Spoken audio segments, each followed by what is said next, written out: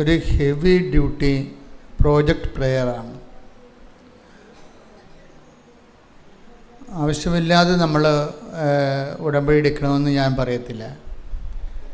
കാര്യം ഉടമ്പടിയെ സംബന്ധിച്ചിടത്തോളം നമ്മൾ ഉടമ്പടിയിലേക്ക് വരുന്നതിന് മുമ്പ് മറ്റെല്ലാ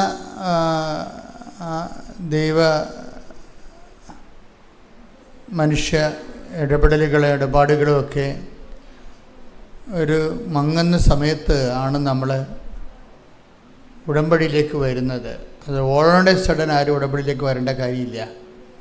കാര്യം ഇത് ഹെവി ഡ്യൂട്ടി ആയിട്ടുള്ള ഒരു പ്രോജക്റ്റ് പ്രെയറാണ്. വെറും പ്രെയറല്ല, പദ്ധതി പ്രാർത്ഥന എന്ന് പറയും. ഒരു പ്രത്യേക സുവിശേഷ വിഹിതമായ പദ്ധതി പ്രകാരമുള്ള ഒരു പ്രാർത്ഥനാ രൂപമാണ്. അത് ഉദ്ദേശിക്കുന്നത് ഹെവി ഡ്യൂട്ടി ആയിട്ടുള്ള സബ്ജക്റ്റ് വൈസാണ്. എന്ന് വെച്ച് കഴിഞ്ഞാൽ നമുക്ക് നോട്ട് ബൈ മെറിറ്റിൽ നടക്കാത്ത, അതായത് മെറിറ്റിൽ നടക്കാത്ത കാര്യങ്ങൾ ബൈബിൾ ഉപയോഗിക്കുന്ന പ്രധാനപ്പെട്ട ടെർമിനോളജി ഫോർമുലയാണ് not by merit but by grace. അതായത് നമ്മളുടെ ബുദ്ധി, ശക്തി, അനുഭവ പാരമ്പര്യം, നമ്മുടെ യുക്തി, നമ്മുടെ സ്വാധീനം, നമ്മുടെ കപ്പാസിറ്റി. അപ്പോൾ നമ്മളെല്ലാ മനുഷ്യരും എന്താണ് ചെയ്യണത്? എല്ലാവരുടെയും അധ്വാനത്തിൻ്റെ പരിശ്രമങ്ങളുടെ നോക്കിക്കഴിഞ്ഞാൽ എല്ലാ പരിശ്രമങ്ങളുടെയും പിന്നിലുള്ള എന്താണ്? മെറിറ്റുകൾ വർദ്ധിക്കുക എന്നാണ് ഉദ്ദേശിക്കുന്നത്, അല്ലേ? നമ്മളെന്തിനാണ് പഠിക്കണത്? നമ്മുടെ മെറിറ്റ്, നമ്മുടെ യോഗ്യത കൂട്ടാനാണ്. ഇപ്പോൾ ഒരു എൻജിനീയറിങ് കഴിഞ്ഞിട്ട് പിന്നീട് ചില ആൾക്കാർ ചില സബ്ജക്റ്റ് വൈസ് ഒരു ക്രാഷ് കോഴ്സിന് പോകും. എന്താ കാര്യം? അവരുടെ അപ്ഡേറ്റ് ആക്കാൻ വേണ്ടി പോവുകയാണ്, അപ്ഡേഷൻസ്. ഇപ്പോൾ പുതിയ പുതിയ കോഴ്സ് പഠിച്ച് പുതിയ അപ്ഡേഷനിലേക്ക് പോകുന്നവരും ബേസിക്കായിട്ട് ചെയ്യണത് എന്താണ്? അവരുടെ മെറിറ്റ് വർദ്ധിപ്പിക്കുക, കപ്പാസിറ്റി കൂട്ടുകയാണ്. അപ്പോൾ ഇത് സ്വാഭാവികമായി നടക്കുന്ന കാര്യങ്ങളാണ്. അതിന് ദൈവത്തിൻ്റെ ഒരു ബ്ലെസ്സിങ്സ് മാത്രം മതി. ചിലർ ബ്ലെസ്സിങ്സിൽ ആശ്രയിക്കും, ചിലർ അവരുടെ കഴിവിൽ തന്നെ ദൈവത്തെ മാറ്റി നിർത്തിയിട്ട് അവരുടെ കഴിവിൽ തന്നെ ആശ്രയിക്കും. അതിന് തെറ്റൊന്നുമില്ല, അവരുടെ കഴിവിൽ ആശ്രയിക്കുന്ന ആൾക്കാരുണ്ട്. നിരീശ്വരരായിട്ട് ദൈവത്തെ വിശ്വസിക്കാത്ത ആൾക്കാരില്ലേ, അപ്പോൾ അവരുടെ കഴിവിലാണ് ആശ്രയിക്കുന്നത്. പക്ഷെ അവർക്ക് അറിയത്തില്ല ഈ കഴിവ് ആദ്യമേ നമുക്ക് നമ്മളുടെ മെറിറ്റെന്ന് പറയണതിൻ്റെ ബേസ്മെൻ്റ് എന്ന് പറയണത് ദൈവം അത് ജനറ്റിക്കൽ ബ്ലെസ്സിങ്സ് എന്ന് പറയും. അതാണ് നമ്മുടെ മെറിറ്റ് എന്ന് പറയണത്. ജനറ്റിക്കൽ ബ്ലെസ്സിങ്സ് എന്ന് പറഞ്ഞാൽ എന്താ? ജനിതകമായി ഉള്ള നമ്മുടെ യോഗ്യതകൾ. ചില ആൾക്കാർക്ക് നല്ല ബുദ്ധി ഉണ്ടാവും, അല്ലേ? നല്ല ബുദ്ധി ഉണ്ടാവും. ചിലരുടെ മാതാപിതാക്കന്മാർ നല്ല ഹൈലി എഡ്യൂക്കേറ്റഡ് ആയത് കാരണം അവർ കുഞ്ഞുങ്ങളെയും അതേ രീതിയിൽ പഠിപ്പിക്കുകയൊക്കെ ചെയ്യുന്ന കാരണം അവർക്കൊരു ബേസിക് ആയിട്ടുള്ള കപ്പാസിറ്റി ഉണ്ടാകും. ഈ ലോകത്തിലെ ആൾക്കാർ ബേസിക് മെറിറ്റുകൾ ഉണ്ടാകുന്നത് മുഴുവനും ജനറ്റിക്കൽ ബ്ലെസ്സിങ്സിൻ്റെ ഭാഗമാണ്. അതെപ്പോഴും നമ്മൾ മനസ്സിലാക്കണം. ബുദ്ധിയുള്ളവരത് മനസ്സിലാക്കണം. ദൈവം മനുഷ്യനെ സൃഷ്ടിച്ചപ്പോൾ തന്നെ എന്താ പറഞ്ഞത്? സന്താന പുഷ്ടിയുള്ളവരായി പെരുകി ഭൂമിയെ കീഴടക്കാൻ പറഞ്ഞിട്ടാണ് ബ്ലെസ്സിങ് ചെയ്യണത്. അപ്പോൾ ഭൂമി എന്ന് പറയുമ്പോൾ നമ്മുടെ മുമ്പിലുള്ള സൃഷ്ടപ്രപഞ്ചത്തെ നമുക്ക് എന്തിനുള്ളതാണ്? ഇപ്പോൾ നമ്മൾ ബഹിരാകാശത്ത് പോയാലും റെക്കോർഡിട്ടാലും ഇത് ജനറ്റിക്കൽ ബ്ലെസ്സിങ്ങിലുള്ളതാണത്. നിങ്ങൾ നാളെ ചൊവ്വയിൽ പോയാലും ശാസ്ത്രമാണെന്നൊരു കാര്യമില്ല. ആ ശാസ്ത്രത്തിൻ്റെ ബ്ലെസ്സിങ്സ് ആദ്യമേ കൊടുത്തിട്ടുണ്ട്. എന്താണ്? സന്താന പുഷ്ടി. Take the word of God. സ്തുതിക്കട്ടെ. Hallelujah, hallelujah, hallelujah, hallelujah, hallelujah. യേശുവേ നന്ദി, യേശുവേ ആരാധന, ആരാധന, ആരാധന. യേശുവേ നന്ദി, മഹത്വം, മഹത്വം, മഹത്വം, മഹത്വം, മഹത്വം. Hallelujah, hallelujah, hallelujah, hallelujah, hallelujah. യേശുവേ നന്ദി, ഹല്ലേലൂയ. ഉൽപ്പത്തി 1:28. ദൈവം അവരെ ഇങ്ങനെ അനുഗ്രഹിച്ചു, സന്താന പുഷ്ടിയുള്ളവരായി പെരുകുവിൻ, ഭൂമിയിൽ നിറഞ്ഞ് അതിനെ കീഴടക്കുവിൻ. അതാണ് സംഭവം. ഉൽപ്പത്തി 1:28. അതാണ് ജനറ്റിക്കൽ ബ്ലെസ്സിങ് എന്ന് പറയുന്നത്. അപ്പം അതിന് ഒരു വിശ്വാസിയാകണം നിർബന്ധമില്ല. നിരീശ്വരനായാലും ദൈവത്തെ വിശ്വസിച്ചില്ലെങ്കിൽ നിർമ്മതക്കാരനായാലും it is there. Genetical blessings ഉണ്ട്. ചില ആൾക്കാർ അതിൽ, പക്ഷേ ജനറ്റിക്കൽ ബ്ലെസ്സിങ്സിന് ഉണ്ടാകുന്ന ചില പരിമിതികളുണ്ട്. ഈ പരിമിതികളെയാണ് ബൈബിൾ പിന്നീട് അഡ്രസ്സ് ചെയ്യണത്. ജനറ്റിക് ബ്ലെസ്സിങ്സിന്, ജനിതകമായിട്ടുള്ള ഈ അനുഗ്രഹത്തിനും അത് നമ്മുടെ ബുദ്ധിയിലും ശക്തിയിലുമൊക്കെ ആശ്രയിച്ചതാണെങ്കിലും ബുദ്ധിക്കും ശക്തിക്കും അപ്പുറത്ത് ചില സമയത്ത് നമുക്ക് ജീവിതത്തിൽ കുറേ ചലഞ്ചസ് വരും. ഇതിനാണ് ഞാൻ ഹെവി ഡ്യൂട്ടി എന്ന് ആദ്യം പറഞ്ഞത്. ഹെവി ഡ്യൂട്ടി എന്ന് വെച്ച് കഴിഞ്ഞാൽ സാധാരണ ഓർഡിനറി അല്ലാത്തതിനേക്കാൾ ഭാരപ്പെട്ട കാര്യങ്ങൾ. ഈ ഭാരപ്പെട്ട കാര്യങ്ങളിലാണ് not by merit but by grace എന്നും പറഞ്ഞ് ബൈബിൾ വേറെ ഫോർമുല വെക്കണത്. ഉടമ്പടി ടാർഗറ്റ് ചെയ്യണതും അത് വർക്ക് ചെയ്യണതും ഈ ഫോർമുലയിലാണ്. എന്താണ് നോട്ട് ബൈ മെറിറ്റ്? അത് വേണം ഒന്നുകൂടി ആ വചനം എടുക്കാം.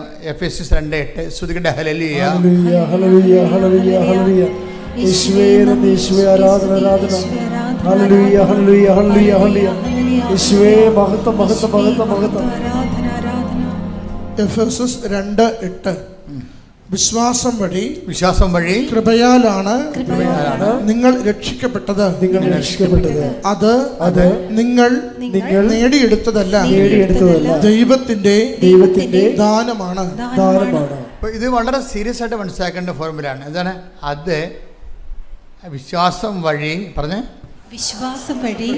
കൃപയാലാണ് നിങ്ങൾ രക്ഷിക്കപ്പെട്ടത്.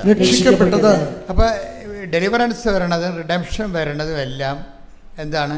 ചില സമയത്ത് ഹെവി ഡ്യൂട്ടിയാണ്, കൃപയാലാണ്. എന്താണ്? അത് നിങ്ങൾ നേടിയെടുത്തതല്ല, ആർജിതമല്ല. അത് നിങ്ങൾ ആർജിച്ചെടുക്കണതല്ല.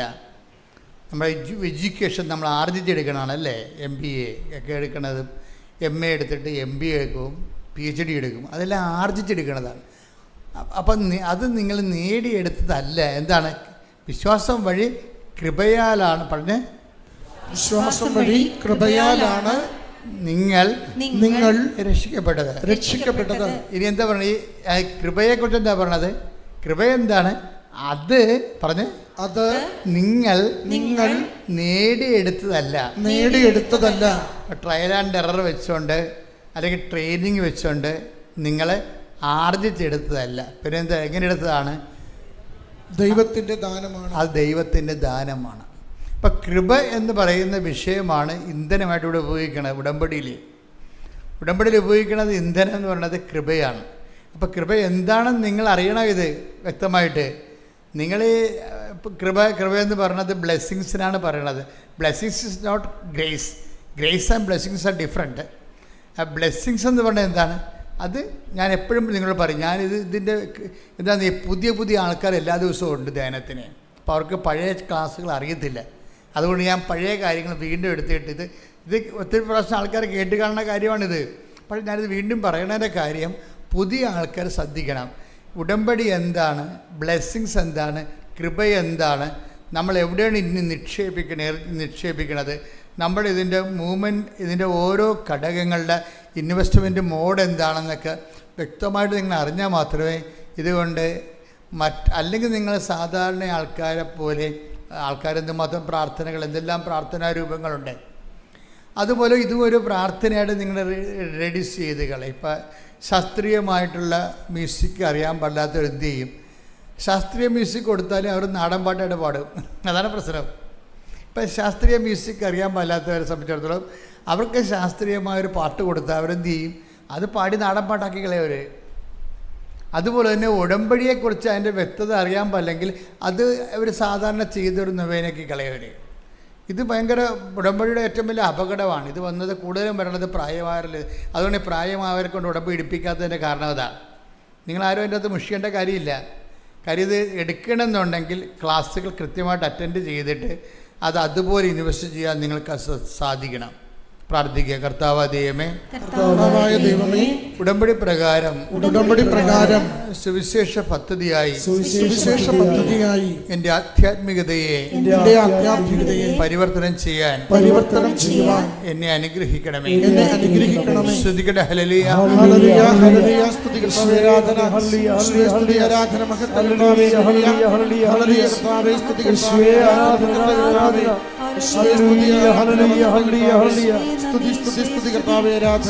അപ്പോൾ നമ്മളെ കൃപ എന്താണെന്ന് അറിയണം. എന്താ കൃപ എന്താണ്? അത് 2 കൊറിന്ത്യൻസ് 12:9. 2 കൊരിന്തോസ് 12:9. 2 കൊരിന്തോസ് 12:9. അവിടുന്ന് എന്നോട് അരുളി ചെയ്തു. പറഞ്ഞ് അവിടുന്ന് എന്നോട് അരുളി ചെയ്തു, നിനക്ക് എന്റെ കൃപ മതി. എന്തെന്നാൽ ബലഹീനതയിലാണ് എന്റെ ശക്തി പൂർണ്ണമായി പ്രകടമാകുന്നത്. അതായത് എന്തെന്നാൽ ബലഹീനതയിലാണ് എൻ്റെ ശക്തി. ഇതിനാണ് കൃപ എന്ന് പറയണത്. കൃപ എന്ന് പറഞ്ഞാൽ എന്താണ് ശരിക്കും പറഞ്ഞാൽ? ബലഹീനതയിലാണ് നിങ്ങൾക്ക് എൻ്റെ my grace is sufficient for you. Blessings പലപ്പോഴും ഉണ്ടാകുന്ന പ്രശ്നം ഫിസിക്കൽ ഫേവേഴ്സാണ്, ഭൗതിക ആനുകൂല്യങ്ങളാണ്. അത് പലപ്പോഴും സഫിഷ്യൻ്റ് ആയിരിക്കത്തില്ല, നമുക്ക് മതിയായതായിരിക്കത്തില്ല. അതുകൊണ്ടാണ് ബൈബിൾ ഗ്രേസിനെ പ്രൊവിഷൻ വെക്കുന്നത്. ബ്ലെസ്സിങ്സ് എന്ന് പറയുന്നത് എന്താണ്? ഇപ്പം നിങ്ങൾക്ക് വീട് കിട്ടിയെങ്കിലും അത് ബ്ലെസ്സിങ്സാണ്. പക്ഷേ വീട് കിട്ടിയപ്പോൾ കുറച്ച് കഴിഞ്ഞപ്പോൾ അത് പ്രശ്നമായി. എന്താ കാര്യം? വീട് വെച്ചിരിക്കുന്നത് അപ്പൻ്റെ സ്ഥലത്താണ്. കാശ് മൊത്തം മുടക്കിയിരിക്കുന്നത് മൂത്ത മകനാണ്. മൂത്ത മകൻ്റെ വൈഫ് പറയും, അപ്പോൾ ഇത് നമ്മൾ ഇറങ്ങി കൊടുക്കേണ്ടി വരുമ്പോൾ പിന്നെ അപ്പൻ വീട് ഇളയ മകൾക്ക് കൊടുക്കുമല്ല എന്ന് പറയും. കണ്ടാ, അവിടെ സമാധാനം പോയി. ബ്ലെസ്സിങ്സ് ആണ്, പക്ഷേ സമാധാനം ഇല്ല. ഇപ്പോൾ വീട് വെച്ച് നമ്മളെ കഷ്ടപ്പെട്ടു. വീട് വെച്ച് കഴിഞ്ഞപ്പോൾ കുറച്ച് കഴിയുമ്പോൾ മൂത്തമകൻ എന്ത് പറയും? മൂത്തമകൻ്റെ വൈഫ് കല്യാണം കഴിച്ചപ്പോൾ പറയും, ഇതിപ്പോൾ അപ്പൻ്റെ സ്ഥലത്തല്ലേ നിൽക്കണത്. അപ്പം മരിച്ചു കഴിയുമ്പോൾ ഓട്ടോമാറ്റിക്കായിട്ട് അമ്മയുടെ പേരിലാവും. അമ്മ മക്കൾക്ക് കൊടുക്കുകയുള്ളൂ, എനിക്ക് തരുക. എന്നെ കാണുമ്പോൾ തന്നെ അവർക്ക് കലിയ, അപ്പോൾ തരത്തില്ല. അപ്പോൾ ഇതിപ്പോൾ നമ്മുടെ കാര്യത്തിലൊരു തീരുമാനമായി എന്ന് പറയുമ്പോൾ അസമാധാനമായി. ബ്ലെസ്സിങ്സ് കിട്ടി, പക്ഷേ നമുക്ക് അനുഭവിക്കാൻ പറ്റണില്ല, അനുഭവിക്കാൻ യോഗ്യതയില്ല. വീട് കിട്ടി, പക്ഷേ സമാധാനമില്ല. വീട് കിട്ടി നമുക്ക്, ബ്ലെസ്സിങ്സിന് ഇങ്ങനൊരു കുഴപ്പമുണ്ടാവും. അത് സഫിഷ്യൻ്റ് അല്ല. അതാണ് ഈശോ പറഞ്ഞത്, my grace is sufficient for you. Blessings കിട്ടിയാലും വീട് കിട്ടിയാലും നിങ്ങൾക്ക് ജോലി കിട്ടിയാലും വീട് കിട്ടിയാലും അതിൻ്റെ സമാധാനമുള്ളതെന്ന വിഷയം എന്താണ്? വേറെ സബ്ജക്റ്റാണത്. സയൻസിൽ നമുക്ക് സമാധാനം തരാൻ പറ്റത്തില്ല, മനസ്സിലായി? അതാണ് വിഷയം. യുക്തിക്കോ ബുദ്ധിക്കോ വിദ്യാഭ്യാസത്തിനോ നമുക്ക് സമാധാനം തരാൻ പറ്റത്തില്ല. ആരാണ്? ഞാൻ നിങ്ങൾക്ക് തരുന്ന സമാധാനം ആരും നിങ്ങളിൽ നിന്ന്, സന്തോഷം ആരും നിങ്ങളിൽ നിന്ന് എടുത്ത് കളയത്തില്ല. കാര്യം സന്തോഷത്തിൻ്റെ കുഴപ്പം ഈശോ പറയും, ഇത് സന്തോഷം 2 തരമുണ്ട്. എന്താണ്? ഞാൻ നിങ്ങൾക്ക് നൽകുന്നത് ലോകത്തിൻ്റെ സന്തോഷമുണ്ട്. ലോകം തരുന്നത് പോലെയല്ല ഞാൻ നിങ്ങൾക്ക് തരുന്ന സന്തോഷം. ഗ്രേസിൻ്റെ ഒരു കുഴപ്പമെന്ന് പറഞ്ഞാൽ ഗ്രേസിന് കൃപ മൂലമാണ് നമുക്കൊരു അനുഗ്രഹം ഒരു വീട്ടിന് കിട്ടണമെങ്കിൽ അത് എടുത്തു കളയാൻ ഈ മരുമകൾ ഇപ്പോൾ കുത്തുതല ഉണ്ടാക്കിയില്ലേ ആ മയമക്കെതിരെ. ഒരു പ്രശ്നവും ഇല്ല അവിടെ ഒരു പ്രശ്നവുമില്ല. അപ്പനും അമ്മയും മരിച്ചു കഴിയുമ്പോൾ ചിലപ്പോൾ ഇത് ഭാഗം ഉടമ്പടി ചെയ്ത് 4 പേർക്ക് 4 കഷ്ണമായിട്ട് കിട്ടുമായിരിക്കും. പക്ഷേ അത് മതി. പക്ഷെ അത് മനസ്സിലായി, ഈ മരുമകൾ ഇപ്പം തന്നെ പ്രസവം ഉണ്ടായിക്കൊണ്ടിരിക്കുകയാണ്. നിങ്ങളെങ്ങാനും ചത്ത പിന്നെ എന്ത് ചെയ്യും? വീട് അമ്മായി അമ്മയുടെ അപ്പനും ചാകും, നിങ്ങളും ചാകും. അപ്പം ഇവള് ചാകത്തില്ല, അതാണ് പ്രശ്നം. അപ്പനും ചാകും, നിങ്ങളും ചാകും. അപ്പം പിന്നെ എന്ത് ചെയ്യും? അമ്മായിയമ്മയും ഞാനുമായിരിക്കും. അമ്മായിയമ്മ പെമ്മക്ക് കൊടുക്കും വീട്. ഇല്ലാത്ത അസമാധാനം ഉണ്ടാക്കിക്കൊണ്ടിരിക്കുകയാണ്. ഒരു കാര്യമില്ല, ചിലപ്പോൾ ഒരു കാര്യം ഉണ്ടാകത്തില്ല. അതുകൊണ്ട് എപ്പോഴും ബ്ലെസ്സിങ്സ് സമാധാനം ഗ്യാരണ്ടി ചെയ്യുന്നില്ല, അതാണ് വിഷയം. അതുകൊണ്ട് ഈശോ പറയും, ഈ ഗ്രേസ് എന്ന് പറയുമ്പോൾ ഉണ്ടാകുന്ന പ്രശ്നം നമുക്കത് അനുഭവിക്കാൻ പറ്റും. മറ്റത് അനുഭവിക്കണമെങ്കിൽ ബ്ലെസ്സിങ്സ് ഉള്ള പ്രശ്നം വെച്ച് കഴിഞ്ഞാൽ അതിന് അനുഭവിക്കണമെന്നുണ്ടെങ്കിൽ ദൈവത്തിൻ്റെ ഒരു പ്രത്യേക കൃപ അവിടെ ഗ്യാരണ്ടി ചെയ്യണം. അവിടെ ഒരു ഗ്യാരണ്ടി ഉണ്ടാകണം. അതുകൊണ്ടാണ് ഞാൻ പറയണത്, എപ്പോഴും നിങ്ങൾ ബ്ലെസ്സിങ്സിനേക്കാൾ ഉപരി ഗ്രേസിനെ ഉന്നം വെച്ചുകൊണ്ട് ജീവിക്കുന്നതാണ് നല്ലത്. ഉടമ്പടിയിലെ ജീവിതക്രമം വെച്ചിരിക്കുന്നതിൻ്റെ കാര്യം ഗ്രേസ് എന്ന് പറഞ്ഞാൽ ആരാണ്? ചേട്ടത്തിമാർ ഒക്കെ എന്നെ രൂക്ഷമായിട്ട് നോക്കണം. അച്ഛൻ ഗ്രേസ് എന്ന് പറഞ്ഞത് ഏത്? ഞങ്ങളുടെ അയൽവാസിയിലൊരു ഗ്രേസ് ഉണ്ടത്. ഗ്രേസ് എന്ന് വന്നിട്ടേ അതായത് ഗ്രേസ് എന്ന് പറഞ്ഞാൽ കൃപ. ഇതിന് ഞാൻ എന്താ പറയുക, ദൈവത്തിൻ്റെ ശക്തിക്കാണ് പറയണത്. നിങ്ങൾ പറയണ പല കാര്യങ്ങളും ബ്ലെസ്സിങ്സ് എന്ന് പറയുന്നത് ദൈവത്തിൻ്റെ ശക്തിയല്ല, ശക്തിയുടെ ഇഫക്റ്റാണ്. എന്ന് വെച്ച് കഴിഞ്ഞാൽ എന്താണ് ഇഫക്റ്റ് എന്ന് പറയണത്? ഇപ്പോൾ ഞാൻ എപ്പോഴും നിങ്ങൾ പറയും, സിമ്പിളായിട്ട് പറയാം. ഒരു കറണ്ട് നമ്മൾ ഉപയോഗിക്കുന്നു അല്ലേ? കറണ്ട് സ്വിച്ച് ഇടുമ്പോൾ ലൈറ്റായിട്ട് വന്നിട്ട് അതൊരു പ്രകാശ ഊർജ്ജമായിട്ട് മാറിയിട്ട് ഇവിടെ മുഴുവനും വെളിച്ചം കൊണ്ട് നിറയുകയാണ്. അപ്പോൾ വെളിച്ചമല്ലല്ലോ, കറണ്ട് വേറെയല്ലേ. അതിൻ്റെ അകത്ത് വെളിച്ചം എന്നുള്ളതാണ് ബ്ലെസ്സിങ്സ്. കറണ്ട് ഓഫായി കഴിഞ്ഞാൽ വെളിച്ചം താനേ പോകും. അപ്പോൾ കറണ്ടാണ് ഗ്രേസ്, ഊർജം. അത് ദൈവത്തിൻ്റെ ശക്തിയാണ്. നമുക്ക് ലഭിക്കുന്നതെല്ലാം ഇഫക്റ്റാണ്. ഈ ബ്ലെസ്സിങ്സ് എന്ന് പറഞ്ഞാൽ ഇഫക്റ്റാണ്. അപ്പം അതുകൊണ്ട് എപ്പോഴും നമ്മൾ ശ്രദ്ധിക്കേണ്ടത് മരമറിയാതെ കൊടിയിടരുത്. ശരിക്കും എന്താ ചെയ്യേണ്ടത്? നമ്മൾ ചെയ്യേണ്ടത് ഗ്രേസിനെ തന്നെ നമ്മൾ ആങ്കർ ചെയ്യണം, ഉന്നം വെക്കണം, പ്രാർത്ഥിക്കുക. കർത്താവായ ദൈവമേ, നിന്റെ ശക്തി എന്നിലേക്ക് ആവശ്യിക്കാൻ വേണ്ടി എൻ്റെ നിലവിലുള്ള സാഹചര്യത്തിൻ്റെ പരാധീനതകളെ നിന്റെ നാമത്തിൽ ഞാൻ എടുക്കുകയും അതെല്ലാം എൻ്റെ ബലഹീനമായ സാഹചര്യങ്ങള് നിന്റെ ശക്തി ആർജിക്കാനുള്ള ദൈവത്തിന്റെ പരിപാലനയായി ഞാൻ തിരിച്ചറിഞ്ഞുകൊണ്ട് നിന്നെ സ്തുതിക്കുന്ന, നിന്നെ ആരാധിക്കുന്ന, നിനക്ക് നന്ദി പറയുന്നു. ശ്രുതികട ഹല്ലേലൂയ, ഹല്ലേലൂയ, ഹല്ലേലൂയ.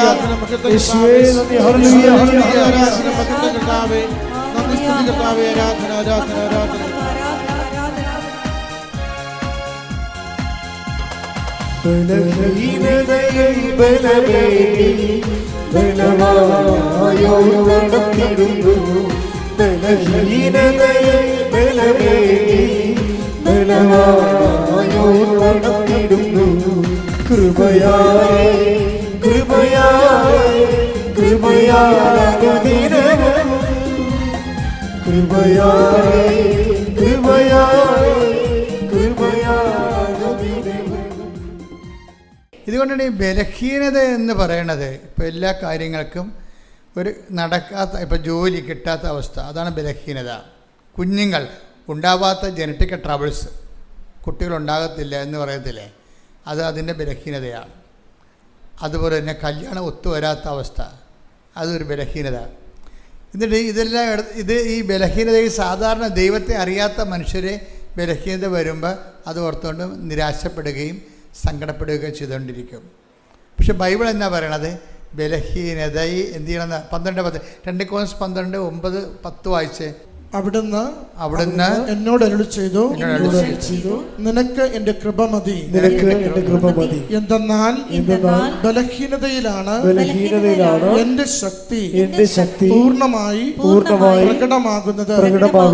ക്രിസ്തുവിന്റെ ശക്തി എന്റെ മേൽ ആവശ്യിക്കേണ്ടതിന് ഞാൻ പൂർവാധികം സന്തോഷത്തോടെ എന്റെ ബലഹീനതയെ കുറിച്ച് പ്രശംസിക്കും. അതുകൊണ്ട് അതായത് ക്രിസ്തുവിൻ്റെ ശക്തി, ഇപ്പം നമ്മൾ ബലഹീനമായ സാഹചര്യങ്ങൾ, വിവാഹത്ത് വരുന്നില്ല, പറമ്പ് വിൽക്കണില്ല, ഇല്ലേ, പറമ്പ് വിൽക്കാൻ പറ്റണില്ല, ജപ്തി വരാൻ പോകുന്നു, ഇതെല്ലാം നമ്മൾ ബലഹീനമാക്കുന്നുണ്ട്, നമ്മൾ ഉറക്കം കെടുത്തുന്നുണ്ട്, അല്ലേ. അപ്പോൾ ഇങ്ങനെയുള്ള സാഹചര്യങ്ങൾ എന്തിനാണ്? ഇതിനെങ്ങനെയാണ് നമ്മൾ അഭിമുഖീകരിക്കുന്നത്? അതാണ് ഇപ്പോൾ അച്ഛൻ വായിച്ചത്. എന്താ പറഞ്ഞത്? ക്രിസ്തുവിൻ്റെ ശക്തി. പറഞ്ഞേ, ക്രിസ്തുവിന്റെ ശക്തി എൻ്റെ ബലഹീനതയിലേക്ക് ആവശ്യിക്കാൻ വേണ്ടി ഞാൻ എൻ്റെ ബലഹീനതയെ ഓർത്തുകൊണ്ട് പ്രശംസിക്കാം, സ്തുതിക്കുമെന്നർത്ഥം. അപ്പോൾ അതൊക്കെ ബൈബിളിൻ്റെ കാഴ്ചപ്പാട് കണ്ടല്ലേ. അതായത് നമ്മളിലേക്ക് ക്രിസ്തുവിൻ്റെ ശക്തി. ഇപ്പം നിങ്ങൾക്കൊരു ബലഹീനതയുണ്ട്, നിങ്ങളുടെ പറമ്പ് വിൽക്കണില്ലെന്ന് വിചാരിച്ചോ, അതുകൊണ്ട് ജപ്തി ആയി പോകാൻ പോവുകയാണ്. പറമ്പ് വിൽക്കാൻ പറ്റാത്തത് കൊണ്ട് തന്നെ അതിന് വഴിയില്ലാത്തത് കൊണ്ടാണ് വിൽക്കാൻ പറ്റാത്തത്. വിൽക്കാൻ പറ്റാത്തത് കൊണ്ടാണ് ഇപ്പോൾ നിങ്ങളുടെ കടങ്ങൾ അടക്കാൻ പറ്റാത്തത്. അതുകൊണ്ടാണ് അടുത്ത പറമ്പ് കൂടിയും വീട് സ്ഥലം കൂടി ജപ്തിയാകാൻ പോണത്. അപ്പം അങ്ങനെ വരുമ്പോഴേ ഇതെല്ലാം നമ്മളെ നമുക്ക് ഉറക്കം പോകും. ഉറക്കം പോവും. ഈ ഭാവിയെക്കുറിച്ച് നമുക്കൊരു ഐഡിയ ഉണ്ടാകത്തില്ല. നമ്മൾ ആകപ്പാടെ പെട്ടുപോയില്ലെന്ന് ഓർക്കും. ഇപ്പം നമ്മൾ ചില ആൾക്കാർ സ്മോൾ അടിച്ച് നടക്കും, ചില ആൾക്കാർ വീട്ടിൽ കയറത്തില്ല. വീട്ടിൽ കയറിയ ഭാര്യ ചോദിക്കും, എന്താ പോയിട്ട് എന്തായി, നടന്നോ എന്നൊക്കെ ചോദിക്കുമ്പോൾ നടക്കാത്തത് കൊണ്ട് പുള്ളിക്ക് സങ്കടമായിരിക്കും. പുള്ളി വന്ന് കിടക്കും, നീ ഒന്ന് മിണ്ടാതിരി, നിൻ്റെ നാവ് വായിലിടാൻ പറയും. എന്നുവെച്ചാൽ ഇവർ പെണ്ണുങ്ങളെ സ്വഭാവം, നിങ്ങളുടെ സ്വഭാവം അറിയാമല്ല, ചുമ്മാ കണാ എപ്പോഴും പറഞ്ഞുകൊണ്ടിരിക്കും, ഒന്നും ചെയ്യത്തുമില്ല, ഇപ്പോൾ ചെയ്യണവനെ കൊണ്ട് ചെയ്യിക്കത്തുമില്ല. എപ്പോഴും ഇങ്ങനെ ചിലരുമല്ല, ചില ആൾക്കാർ ഭയങ്കര തലവേദനയായിരിക്കും. കാര്യം അതുകൊണ്ട് തന്നെ ഇവർ ചിലർ വീട്ടിൽ കയറത്തില്ല. അവർ നിങ്ങൾ എഴുന്നേക്ക് ഉടനുമ്പോൾ തന്നെ അവർ വീട്ടിൽ നിന്ന് പോകും. എന്താ കാര്യം? വീട്ടിൽ കയറേണ്ട കാര്യമില്ല, സമാധാനമാണ്. മനുഷ്യനെ വെറുതെ ഭ്രാന്ത് പിടിപ്പിക്കും. കാര്യം ഭ്രാന്ത് പിടിപ്പിക്കുമല്ല, കാര്യം നിങ്ങൾക്ക് തന്നെ ടെൻഷൻ അടിച്ച് ഭ്രാന്താവും. ആ ഭ്രാന്ത് ആരെങ്കിലും കൊടുക്കണം വേണ്ടി കൈ കെട്ടണവൻ്റെ അടുത്തും മക്കളുടെ അടുത്തും ഭർത്താവിൻ്റെ അടുത്തൊക്കെ പറഞ്ഞ് എല്ലാത്തിനും ഭ്രാന്ത് പിടിപ്പിക്കും. അപ്പോൾ ബൈബിൾ പറയണത് ഇങ്ങനെ ഭ്രാന്ത് പിടിപ്പിച്ച് കഴിഞ്ഞാൽ ഈ വെള്ളം കുടിക്കണവനൊക്കെ ദാഹിക്കും. അതാ പറഞ്ഞത്. അതായത് ഇങ്ങനെ അങ്ങോട്ടും ഇങ്ങോട്ടും പഴുതുകാരി ഭ്രാന്ത് പിടിപ്പിച്ച് ഭർത്താവിനെ വീട്ടിൽ നിന്ന് ഇറക്കി വിട്ടിട്ട് നാട്ടിൽ നിൽക്കാൻ പറ്റാത്ത രീതിയിലൊക്കെ ഉണ്ടാക്കിയിട്ട് അങ്ങനെ ഓടിയാൽ ഇവിടം വരെ ഓടാനാണ്. നാട്ടുഭാഷ പറഞ്ഞാൽ ഓന്തോടിയാൽ വെയിലി വരെ ഓടും. അതുതന്നെ ഈശോ വേറൊരു ഭാഷ പറഞ്ഞതേ ഉള്ളൂ, ഓന്തോടിയാൽ വെയിലി വരെ ഓടും, ചെമ്മീൻ ചാടിയ ചട്ടി വരെ. നിങ്ങൾക്ക് ബഹളം ഉണ്ടാക്കി കഴിഞ്ഞാൽ നിങ്ങൾക്ക് വേണമെങ്കിൽ വല്ല മഠത്തിൽ പോയി നിൽക്കാം. 2 ആഴ്ച കഴിഞ്ഞപ്പോൾ പിന്നെ ഇപ്പോൾ ഈ മണ്ണഞ്ചേരിയിലെ പോലീസുകാർ നല്ല രസമാണ്, ഇടക്കിടക്ക് വിളിക്കും, ഏലിയാമ്മ ഉണ്ട് അവിടെ. ഏത് ഏലിയാമ്മ? അപ്പോൾ ഇവിടെ നിന്ന് പറയും ഏലിയാമ്മയൊക്കെ നോക്കി നടക്കും. ഇന്നലെ അലക്സത്തെ കൊണ്ട് നോക്കണപ്പോൾ ഉണ്ടായിരുന്നു, നോക്കിയപ്പോൾ ഉണ്ട് ഏലിയാമ്മ അകത്ത് കുത്തിയിരിക്കും. 2-3 ദിവസമായി അകത്തിരിക്കണത്. അവിടെ നിന്ന് പോയി കഴിഞ്ഞാൽ ഇവിടെ വന്ന് ഇരിക്കാം, കുറച്ച് കഴിയുമ്പോൾ പോലീസ് പിടിച്ചിട്ട് പോകും. ഇങ്ങനെയൊന്നും വിഷയങ്ങൾ പരിഹരിക്കാൻ പറ്റത്തില്ല. അതൊക്കെ സ്വാഭാവികമായിട്ട് മഠത്തിൽ പോയി നിൽക്കുക, അല്ലെങ്കിൽ കെട്ടിച്ച വീട്ടിലേക്ക് നമുക്ക് എത്ര കാലം പോയി നിൽക്കാൻ പറ്റും? നമുക്ക് ആദ്യത്തെ 10 കൊല്ലം പോയി നിൽക്കാൻ പറ്റത്തുള്ളൂ.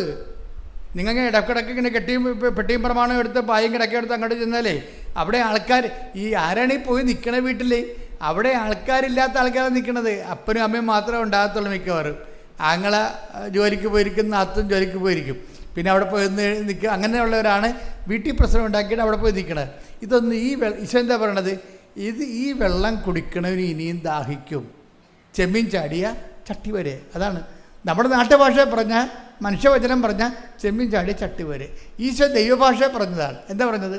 ഈ വെള്ളം കുടിച്ചാൽ ഈ ഓടിപ്പോവുക, ചാടിപ്പോവുക, പോയി പാത്തിരിക്കുക, വീട്ടിൽ പോയി നിൽക്കുക, ഇതൊക്കെ കുറച്ച് നാളത്തേക്ക് ചെയ്യാൻ പറ്റത്തുള്ളൂ. ശാശ്വത പരിഹാരമല്ല. ഞാൻ നിങ്ങൾക്ക് തരുന്ന വെള്ളം കുടിക്കുന്നവന് പറഞ്ഞ ഞാൻ നിങ്ങൾക്ക് നൽകുന്ന വെള്ളം കുടിക്കുന്നവൻ ഒരിക്കലും ദാഹിക്കത്തില്ല, ഒരിക്കലും ദാഹിക്കുകയില്ല. കൈയടിച്ച് ശ്രദ്ധിക്കട്ടെ. ഹല്ലേലൂയ.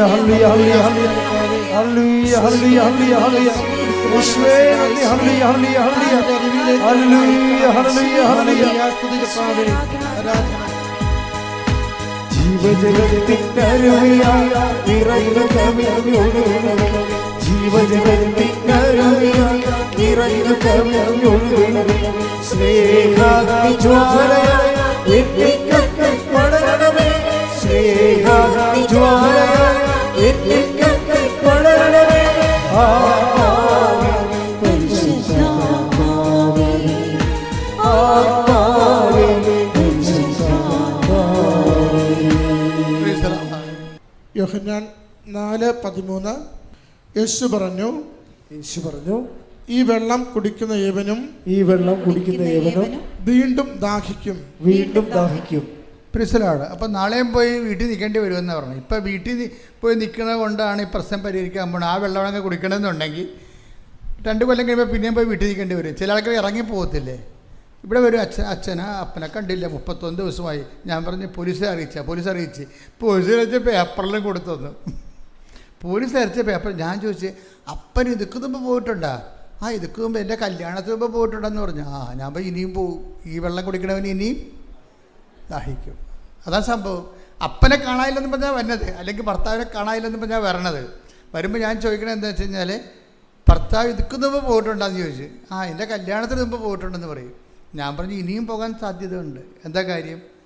ഈ വെള്ളം കുടിക്കണവന് ഇനിയും ദാഹിക്കും. അതാ കർത്താവ് പറഞ്ഞത്. കാര്യം നമ്മൾ ഇരുട്ട് കൊണ്ട് ഊട്ടടച്ചിട്ട് കാര്യമില്ല.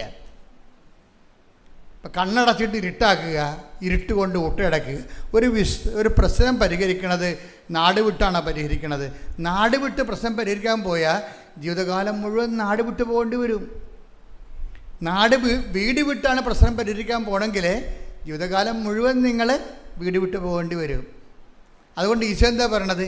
എന്നെക്കൊണ്ട് പ്രശ്നം പരിഹരിക്കണം. ഈ വെള്ളം കുടിക്കണവന് ഒരിക്കലും ദാഹിക്കത്തില്ല.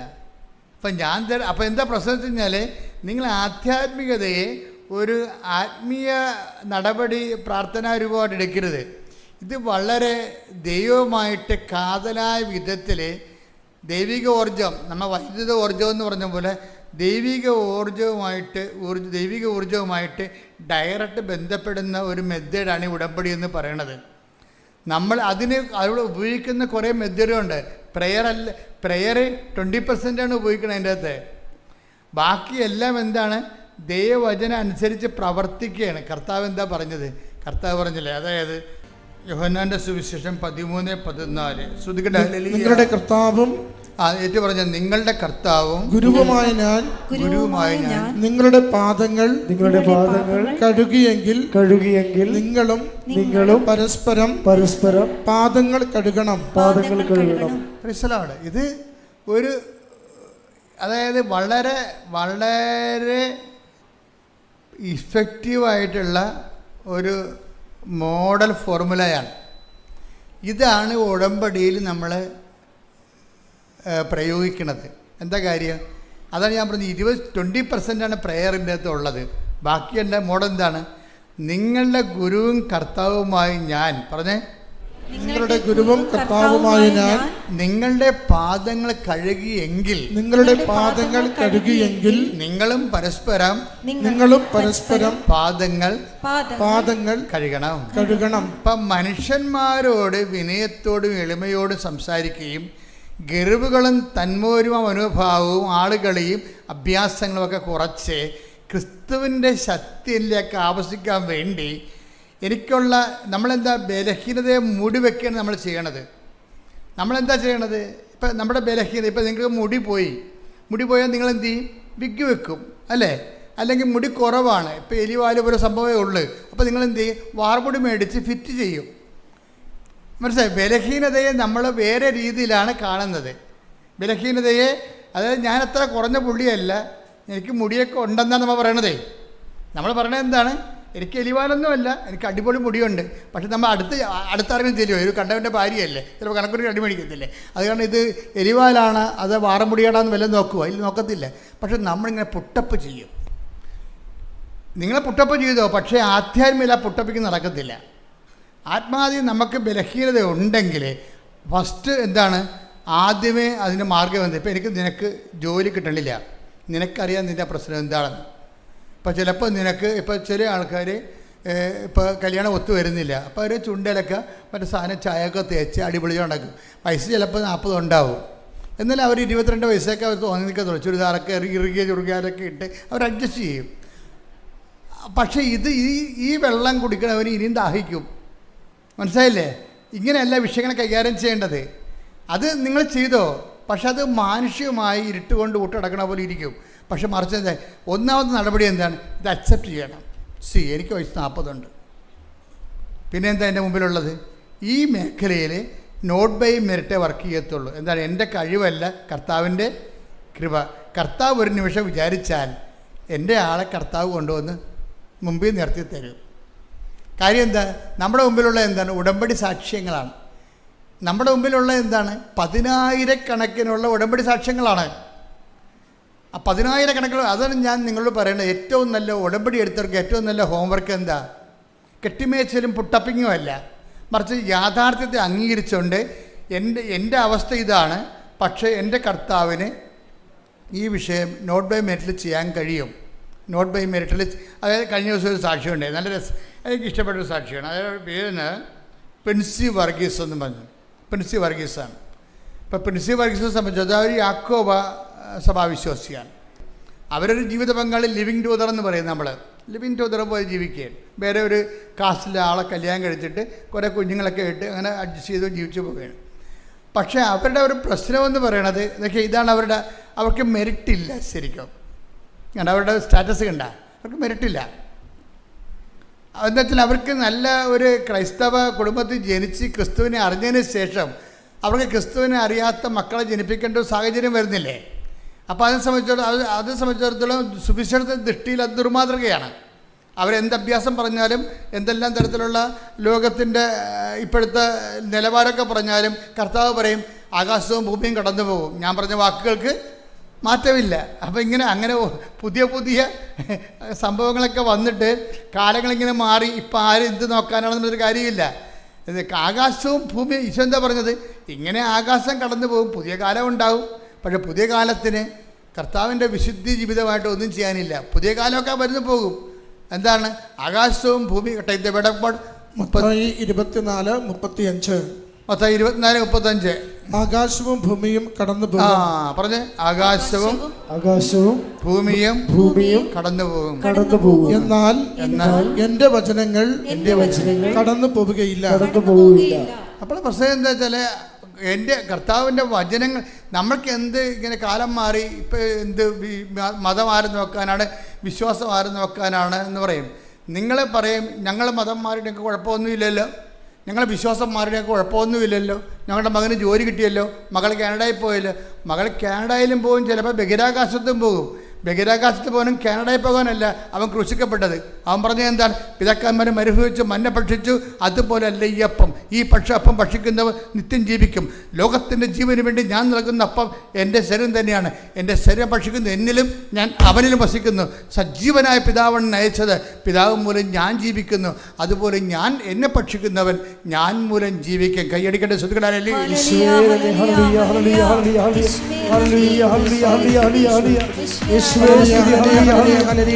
നിത്യജീവന്റെ അപ്പം ഞങ്ങളുടെ നിരന്തരം ഒന്ന് സഹായിക്കണമേ.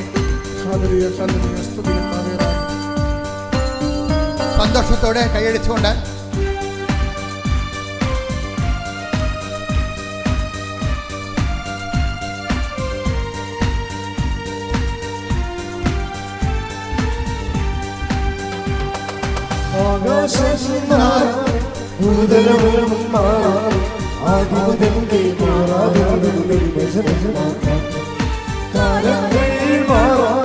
രൂപങ്ങൾ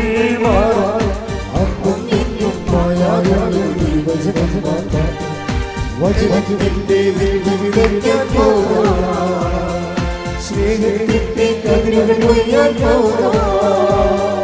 വചനത്തിന്റെ വിവിധ സ്നേഹത്തിന്റെ കതിരുകൾ കൊയ്യാൻ ആകാശം ഭൂതലം ആകാശത്തെ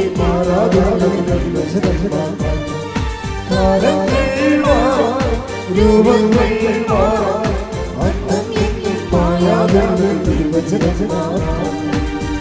പരിശുദ്ധ പരമദിവ്യകാരുണ്യത്തിന് ഇവിടുത്തെ മെയിൻ പ്രശ്നം എന്താണ്? എൻ്റെ മക്കളെ, നിങ്ങൾക്ക് ക്രിസ്തുവിനെ വേണമെങ്കിൽ, ക്രിസ്തുവിൻ്റെ ഒരു വില അറിയണമെന്നുണ്ടെങ്കിൽ ആദ്യം നിങ്ങൾ നിത്യതയെക്കുറിച്ച് വേണം ചിന്തിക്കാൻ. നമ്മളെന്തിനാണ് ഇത്രയും കഷ്ടപ്പെട്ട് ഇങ്ങനെ ഒതുങ്ങിയൊരു ജീവിതം ജീവിച്ച് കൂട്ടണത്? എന്തിനാണ്? അതായത് നിത്യതയെ. ഞാൻ നിങ്ങളോടത് പറയുമ്പോൾ നിങ്ങളത് വിശ്വസിക്കണം. കാരണം നിങ്ങളിവിടെ വന്നിരിക്കുന്നത് ദൈവത്തെ ഞാൻ നേരിട്ട് കണ്ടതുകൊണ്ടാണ്. Praise the Lord. 2004 ഡിസംബർ 7-ാം തീയതി മാതാവ് സമയഘടികാരം നെഞ്ചിൽ ചാർത്തിക്കൊണ്ട് ഇവിടെ പ്രത്യക്ഷപ്പെട്ടത്. ഞാനത് ഏറ്റു പറഞ്ഞുകൊണ്ട് അമ്മയുടെ രൂപ ഇവിടെ പ്രതീക്ഷിച്ചപ്പോഴാണ് നമുക്ക് പ്രത്യക്ഷീകരണ പ്രാർത്ഥന നൽകിയത്. പ്രത്യക്ഷീകരണ പ്രാർത്ഥന ആൾക്കാർ 6 മാസം ചെല്ലിയപ്പോഴാണ് നമുക്ക് ഉടമ്പടി തന്നത്. ലോകത്തൊരു ധ്യാനകേന്ദ്രം കൊടുക്കാതെ എന്തുകൊണ്ട് ഉടമ്പടിയുടെ രഹസ്യം നമുക്ക് നൽകി. അതിലൂടെ 10,000 ദൈവം ഇവിടെ കോടിച്ചൊരി. കഴിഞ്ഞ ദിവസങ്ങളെല്ലാം ഇവിടെ കോരിച്ചൊരിയുന്ന മഴയായിരുന്നു. പക്ഷേ ഇത്രയും ആൾ അപ്പോഴും ഉണ്ടായിരുന്നു. എന്തുകൊണ്ടാണ് ഈ മഴയത്തും ആൾക്കാർ വിട്ടുമാറാതെ ഇങ്ങനെ കൃപാസനം നിൽക്കുന്നതിൻ്റെ കാര്യം എന്താണ്? കൃപാസനം മനുഷ്യനെ ദൈവത്തിൻ്റെ വചനത്തിൻ്റെ വെളിച്ചത്തിൽ ക്രിസ്തുവിൻ്റെ നാമത്തിൽ മനുഷ്യൻ്റെ വർത്തമാനകാലവും ഇനി വരാൻ പോകുന്ന കാലത്തെക്കുറിച്ചും അഭിസംബോധന ചെയ്യാൻ ദൈവത്തിൻ്റെ സംവിധാനം. ശ്രുതിക്കട്ടെ ഹല്ലേലൂയ.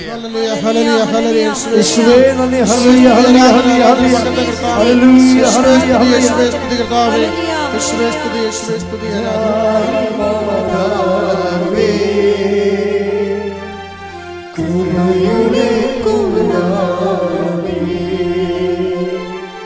സച്ചാരിയാകേ കൃപയുടെ കൂടാരമേ വാഗ്ദാനമേടമേ കൃപാസനത്തിൻ്റെ വാഗ്ദാനപേടകമേ വാഗ്ദാനപേടകമേ കൃപാ പരിശുദ്ധ പരമദിവ്യകാരുണ്യത്തിന് ആരാധനയും സ്തുതിയും പുകഴ്ചയും ഉണ്ടായിരിക്കട്ടെ. അപ്പോൾ പ്രിൻസി വർഗീസിൻ്റെ വിഷയം പറയാം. അപ്പോൾ പ്രിൻസി വർഗീസിൻ്റെ സെറ്റപ്പ് മനസ്സിലായില്ലേ? അതങ്ങനെ വളരെ ഒരു 0 മിനിറ്റിൽ നിൽക്കുന്ന ആളാണ്. 0 മിനിറ്റിൽ നിൽക്കുന്ന ആളാണ്. പക്ഷെ ഇവർ വർഷങ്ങളായിട്ട് ഒരു 10-19 വർഷമായിട്ട് ഇവർ ഇസ്രയേലിലാണ്. ആ സാക്ഷ്യം പഠിക്കേണ്ട സാക്ഷ്യമാണ്. നിങ്ങൾ കേട്ട് കാണുമായിരിക്കും അല്ലേ? കണ്ടു കാണും അല്ലേ? അതായത് കണ്ടില്ലെങ്കിൽ ഇന്ന് കാണണേ. അതായത് ഇവർ ഈ 19 വർഷമായിട്ട് ഇസ്രയേലിലാണ്. അപ്പോൾ എന്താ കുഴപ്പമെന്ന് വെച്ച് കഴിഞ്ഞാൽ ഇവരുടെ ആദ്യത്തെ കുഞ്ഞിനെ പ്രസവിച്ച് കഴിഞ്ഞപ്പോൾ പോയതാണ്. പിന്നെ അതിനുള്ളിൽ അവർ ഒരു 2-3 കൊല്ലം കഴിഞ്ഞപ്പോൾ ഒരു കുഞ്ഞിനെ കൂടി പ്രസവിച്ചു. അതിന് 3.5 വയസ്സ്, രണ്ടാമത്തെ കുഞ്ഞിന് 3.5 വയസ്സായപ്പോൾ ഇസ്രയേലിൻ്റെ നിയമം എന്താ? നമുക്ക് മറ്റ് യൂറോപ്യൻ രാജ്യങ്ങളിൽ താമസിക്കുന്ന പോലെ ഗൾഫ് രാജ്യത്തും ഇസ്രയേലിലും ഒന്നും ജീവിക്കാൻ പൗരത്വം കിട്ടത്തില്ല. എനിക്കത് മരിക്കാൻ പറ്റുകയില്ല. അപ്പോൾ അവർ പറഞ്ഞ് 3.5 വയസ്സ്, കൊച്ചിന് 3.5 വയസ്സായപ്പോൾ ഞാൻ കൊച്ചിനെ കൊണ്ട് ആയിക്കൊള്ളാൻ പറഞ്ഞു. വീട്ടിൽ ഇന്ത്യയെ കൊണ്ടാക്കാൻ പറഞ്ഞു. കാര്യം അവിടെ യഹൂദന് മാത്രമേ പൗരത്വമുള്ളൂ. അപ്പോൾ ഇവർക്ക് സങ്കടമായി ഭയങ്കര. കാര്യം ആദ്യത്തെ കുഞ്ഞിൻ്റെ കൂടെ നിന്നില്ല. അതിന് രണ്ടാമത്തെ കുഞ്ഞിൻ്റെ കൂടെ ഇപ്പം നിൽക്കുന്നില്ല. അതായത് 3.5 വയസ്സ് വരെ കുഞ്ഞ് നമ്മുടെ കൂടെ നിന്നിട്ട് കുഞ്ഞിനെ കൊണ്ട് വീട്ടിലാക്കുക എന്ന് വെച്ച് കഴിഞ്ഞാൽ നിങ്ങൾക്കറിയാമല്ലോ എന്ത് സങ്കടമായിരിക്കും. അപ്പം അമ്മയ്ക്ക് ഭയങ്കര വിഷമമായി. പക്ഷെ നടക്കത്തില്ല. അപ്പം അങ്ങനെ ഇവർക്കാണെങ്കിൽ അവിടെ നിന്ന് രക്ഷപ്പെടാനും പറ്റത്തില്ല. കാര്യം ഇവർ GNM ആണ്. പഴയ മലയാള സ്കൂളിൽ പഠിച്ച ആളാണ്. ജനറൽ നേഴ്സിംഗ് ഉള്ള, BSc നേഴ്സിംഗ് ഇല്ല. അപ്പം അതുകൊണ്ട് മറ്റ് രാജ്യങ്ങളിലേക്ക് പോയാൽ, ഇപ്പം ന്യൂസിലൻഡ് പോലൊരു രാജ്യങ്ങളിലേക്കൊക്കെ പോവുകയാണെങ്കിൽ ഭർത്താവിന് അതുപോലെ തന്നെ ഭാര്യയ്ക്കും കുഞ്ഞുങ്ങൾക്കൊക്കെ ആയിട്ട് ജീവിക്കാൻ പറ്റും. ന്യൂസിലൻഡിൽ 2 കൊല്ലം പോയി അവർ താമസിച്ചാൽ ആസ്ട്രേലിയയിലേക്ക് ഈസി ആയിട്ട് വിസ കിട്ടുകയും ചെയ്യും. പക്ഷേ ഇവർ GNM ആണ്.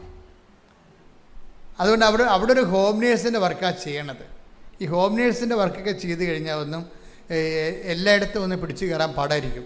അപ്പോൾ ഇവർക്ക് ഭയങ്കര ഞാനീ പറഞ്ഞ എന്താ അതായത് ജീവിതത്തിൻ്റെ ഡീമെറിറ്റുകളെക്കുറിച്ച് പറയുകയാണ്. എന്താ ഉടമ്പടി വർക്ക് ചെയ്യണം എങ്ങനെ? Not by merit but by grace. അത് ഓർത്തേക്കണം. ഇവരുടെയൊക്കെ തടസ്സങ്ങൾ മനസ്സിലായില്ലേ? അവിടെ മെറിറ്റില്ല. എന്താണ് കാര്യം? അവർ GNM ആണ്. രണ്ടാമത് എന്താ കാര്യം? ഇവിടെ വിസ പ്രോസസ്സ് ചെയ്യത്തില്ല ഒരിക്കലും. കാര്യം എന്താ? 40 വയസ്സുണ്ട്. 39 വയസ്സെന്ന് പറയുമ്പോൾ ഓൾറെഡി 40. ഇവർക്ക് എന്താ കാര്യം? ഒരു പല സ്റ്റുഡൻറ്റ് വിസയ്ക്ക് പോകാമെന്ന് വെച്ചു കഴിഞ്ഞാൽ 35 വയസ്സാണെങ്കിൽ ഓക്കെയാണ്. 35 കഴിഞ്ഞാൽ പിന്നെ സ്റ്റുഡൻറ്റ് വിസയും നടക്കത്തില്ല. അപ്പം ഞാൻ എന്താ പറയണത്? മെറിറ്റുകൾ ഓരോന്നായി പോയിക്കൊണ്ടേയിരിക്കുകയാണ്. ഞാൻ എപ്പോഴും നിങ്ങൾ പറയാം not by merit but by grace എന്ന് പറയുമ്പോൾ ചില അണ്ണന്മാർക്ക് മനസ്സിലാകത്തില്ല. മനസ്സിലാക്കാതെ ഇനി മുന്നോട്ട് പോകാൻ പറ്റത്തില്ല. ഉടമ്പടി അതാണ്. അതിൻ്റെ ഫോർമുല അങ്ങനെയാണ് കിടക്കുന്നത്. അപ്പോൾ ഒരു ദിവസം ഈ പ്രിൻസിയെ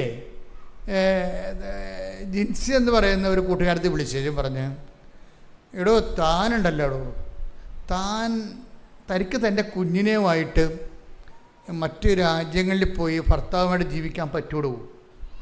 അപ്പോൾ പറഞ്ഞു, ജിൻസി ഞാനെന്ത് ചെയ്യാനുണ്ട്? എൻ്റെ അവസ്ഥ ഇതല്ലേ, എനിക്ക് രക്ഷപ്പെടാൻ പറ്റത്തില്ല ഇവിടുന്ന്. കാര്യം എനിക്കിനി അത് അവിടുന്ന് പരീക്ഷ എഴുതാൻ എനിക്ക് ഇംഗ്ലീഷ് പിടികിട്ടണില്ല. അത് പുതിയ കാലത്തെ ഇപ്പോഴത്തെ കുഞ്ഞുങ്ങളുടെ അവസ്ഥ അറിയാവില്ല. ഇപ്പോഴത്തെ ഒരു +2കാർക്ക് തന്നെ ഇംഗ്ലീഷിൽ വെൽ സ്റ്റാൻഡേർഡാണ്. അവർ ഇംഗ്ലീഷ് മീഡിയമാണ് ഫോളോ ചെയ്തെങ്കിൽ വെൽ സ്റ്റാൻഡേർഡാണ് അവർക്ക് കമ്പ്യൂട്ടറും കാര്യങ്ങളെല്ലാം വളരെ ഫടാഫഡാണ്. അപ്പം അങ്ങനെ വരുമ്പോൾ അങ്ങനെയുള്ളൊരു കോമ്പറ്റ് ചെയ്യാൻ പറ്റണില്ല. അപ്പോൾ അതുകൊണ്ട് അവിടെയും മെറിറ്റില്ല.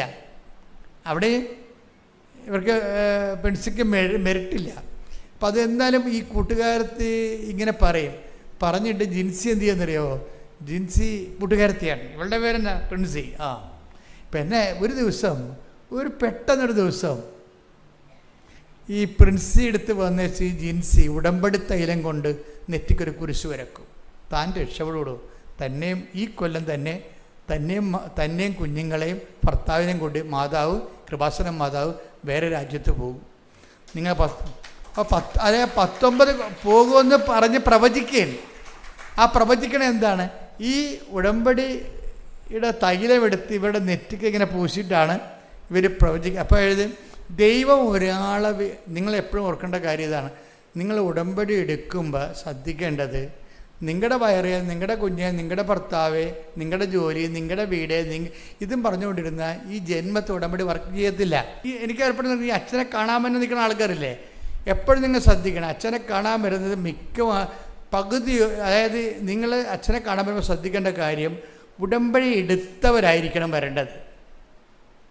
പിന്നെ ഞാൻ കൊടുത്തിരിക്കുന്ന ആർക്കാത്തിന് രോഗികളില്ലേ, രോഗികളെ നമുക്കൊന്നും പറയാൻ പറ്റത്തില്ല. രോഗികൾക്ക് ചിലപ്പോൾ ഉടമ്പടി എടുക്കാൻ പറ്റത്തില്ല. കാര്യം ഗുരുതരമായ രോഗികളെ ഞാൻ എടുക്കത്തുള്ളൂ, ആൾക്കാരെ വരത്തുള്ളൂ. പക്ഷെ അവരോട് നമുക്ക് ഉടമ്പടി എടുക്കാൻ പറയാൻ പറ്റുമോ? അപ്പോൾ ചിലപ്പോൾ അവരുടെ വൈഫായിരിക്കും ഇവിടെ എടുത്തിരിക്കുന്നത്. പക്ഷെ പ്രോബ്ലം എന്ന് വെച്ച് കഴിഞ്ഞാൽ ഇവരുടെ രോഗി വൈഫാണ് എടുത്തിരിക്കണമെന്നുണ്ടെങ്കിലും ഇവർ ചിലപ്പോൾ നമ്മൾ വർക്കൗട്ട് ചെയ്ത് വിജയിക്കത്തില്ല. കാര്യം എന്താ, വൈഫെന്ന് പറഞ്ഞാൽ ലോക കള്ളിയായിരിക്കും. അതാണ് പ്രശ്നം. അവർ ഉടമ്പടി ഉഴപ്പിക്കണം. അതെപ്പോഴും നമ്മൾ ശ്രദ്ധിക്കണം. അതായത് എനിക്കിപ്പോൾ ചില ആൾക്കാരോട് ഞാൻ മെസ്സേജ് പറയത്തില്ലേ, ചില ആൾക്കാർ മെസ്സേജ് പറയും, ചില ആൾക്കാർ ഡേറ്റ് പറയും. അതിൻ്റെ കാര്യം വെച്ച് കഴിഞ്ഞാൽ അവർ ഉടമ്പടി പക്ക ഉടമ്പടിക്കാരാണ്. അവർ ഉടമ്പടിയിലാണ് ജീവിക്കുന്നത്. മറ്റുള്ളവരെ നമ്മൾ അച്ഛനെ കാണാനുള്ള ചീട്ടായിട്ടാണ് ഉടമ്പടി ദുരുപയോഗിക്കുന്നത്. അവരവിടെ ഇടിച്ചതിൽ ചീട്ട് വായിക്കണില്ലേ, അവർ ഉടമ്പടിയായിട്ട് അവർക്ക് ബന്ധമില്ല. ഉടമ്പടി എടുത്തിട്ട് പോലും അവർ ചെയ്തിട്ടില്ല.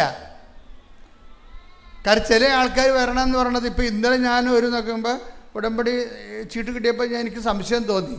മാതാവിൻ്റെ അടുത്ത് വെച്ചപ്പോൾ എനിക്ക് സംശയം തോന്നി. ഞാൻ നേരെ ചെന്നു അവരുടെ ഉടമ്പടിയുടെ ചീട്ട് പരിശോധിച്ചു. ഉടനെ അവരുടെ പേപ്പർ പരിശോധിച്ചപ്പോൾ 2023 ഉടമ്പടിയാണ്. അന്ന് മുങ്ങിയിട്ട് ഇന്ന് പൊങ്ങുകയാണ് ആൾ. ഇത് പുതുക്കിയിട്ടില്ല, ഇന്ന് പുതുക്കിയിരിക്കുകയാണ്. എന്തിനാണ്? അച്ഛനെ കാണാൻ വേണ്ടി. ആർക്ക്? അനിയത്തിയുടെ കൊച്ചിന് എന്തോ കുഴപ്പമുണ്ടായി, വണ്ടി ഇടിക്കാനൊക്കെ ചെയ്തപ്പോൾ ഈ വീട്ടിലിരിക്കുന്ന ഉടമ്പടിയും പൊക്കിക്കൊണ്ട് വന്നിരിക്കുകയാണ്. അത് അപ്പം പുതുക്കിയിരിക്കുകയാണ്. അപ്പം ഇതൊന്നും ഉടമ്പടി വർക്ക് ചെയ്യുന്നതല്ല. ദൈവത്തിനെ പറ്റിച്ച് അനുഗ്രഹം അടിച്ചു മാറ്റാൻ വേണ്ടി നിങ്ങൾ ചെയ്യുമ്പോൾ നിങ്ങൾ അളക്കുന്ന കർത്താവ് എന്താ പറഞ്ഞത്? അതാണ് പ്രശ്നം. അതും പ്രശ്നം. ഞാൻ അച്ഛൻ അങ്ങനെ പറഞ്ഞു, അച്ഛൻ ഇങ്ങനെ പറഞ്ഞിട്ട് കാര്യമില്ല. ഈശോ പറഞ്ഞ കാര്യമാണ് ഞാൻ പറയണത്. നിങ്ങൾ അളക്കുന്ന അളവുകോല് കൊണ്ട് തന്നെ നിങ്ങൾക്കും സിമ്പിളല്ലേ അത്. ബൈബിളിൻ്റെ ഇക്കോണമി അതാണ്. അപ്പം അതുകൊണ്ടാണ് ഞാൻ പറയുന്നത്, നിങ്ങൾ എപ്പോഴും ഉടമ്പടി ഒന്ന് പ്രാർത്ഥിച്ചേ. കർത്താവ് ദൈവമേ, ആത്മാർത്ഥതയോടെ ഉടമ്പടി ജീവിക്കുവാൻ എന്നെ സഹായിക്കണമേ. എനിക്ക് പ്രത്യേക അഭിഷേകം നൽകണമേ. ശ്രദ്ധിക്കട്ടെ. ഹല്ലേലൂയ.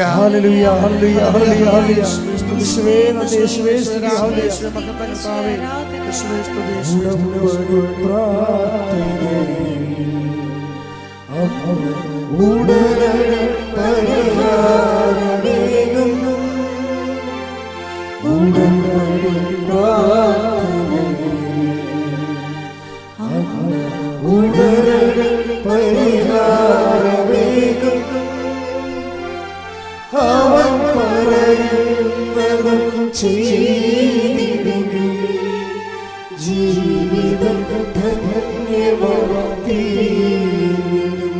അപ്പോൾ ഈ പ്രിൻസിയുടെ നെറ്റിക്ക് കൊണ്ടുവന്ന് ജിൻസി ഉടമ്പടി തൈലത്തിൻ്റെ കുരിശ് വരക്കും. കുരിശ് വരച്ച് പറഞ്ഞ്, എടോ താനും മക്കളും ഭർത്താവുമായിട്ട് ഈ കൊല്ലം തന്നെ വേറെ രാജ്യത്തേക്ക് പോകാൻ മാതാവ് ഇടയാക്കുമെന്ന് പറയും. അപ്പോൾ ഈ പ്രിൻസി പറയും, എൻ്റെ ജിൻസി എനിക്കിതിലൊന്നും വലിയ വിശ്വാസമില്ല. എന്താ കാര്യം? അവർ അത് ശരിയാണ്, അവിടെ ജീവിതം അങ്ങനെയാണല്ല. ദൈവത്തിന് ഈ അടുത്ത 10 കൊല്ലത്തേക്ക് തിരിഞ്ഞു നോക്കാൻ പറ്റാത്ത ജീവിതമാണ് ജീവിച്ചു കൊണ്ടിരിക്കുന്നത്.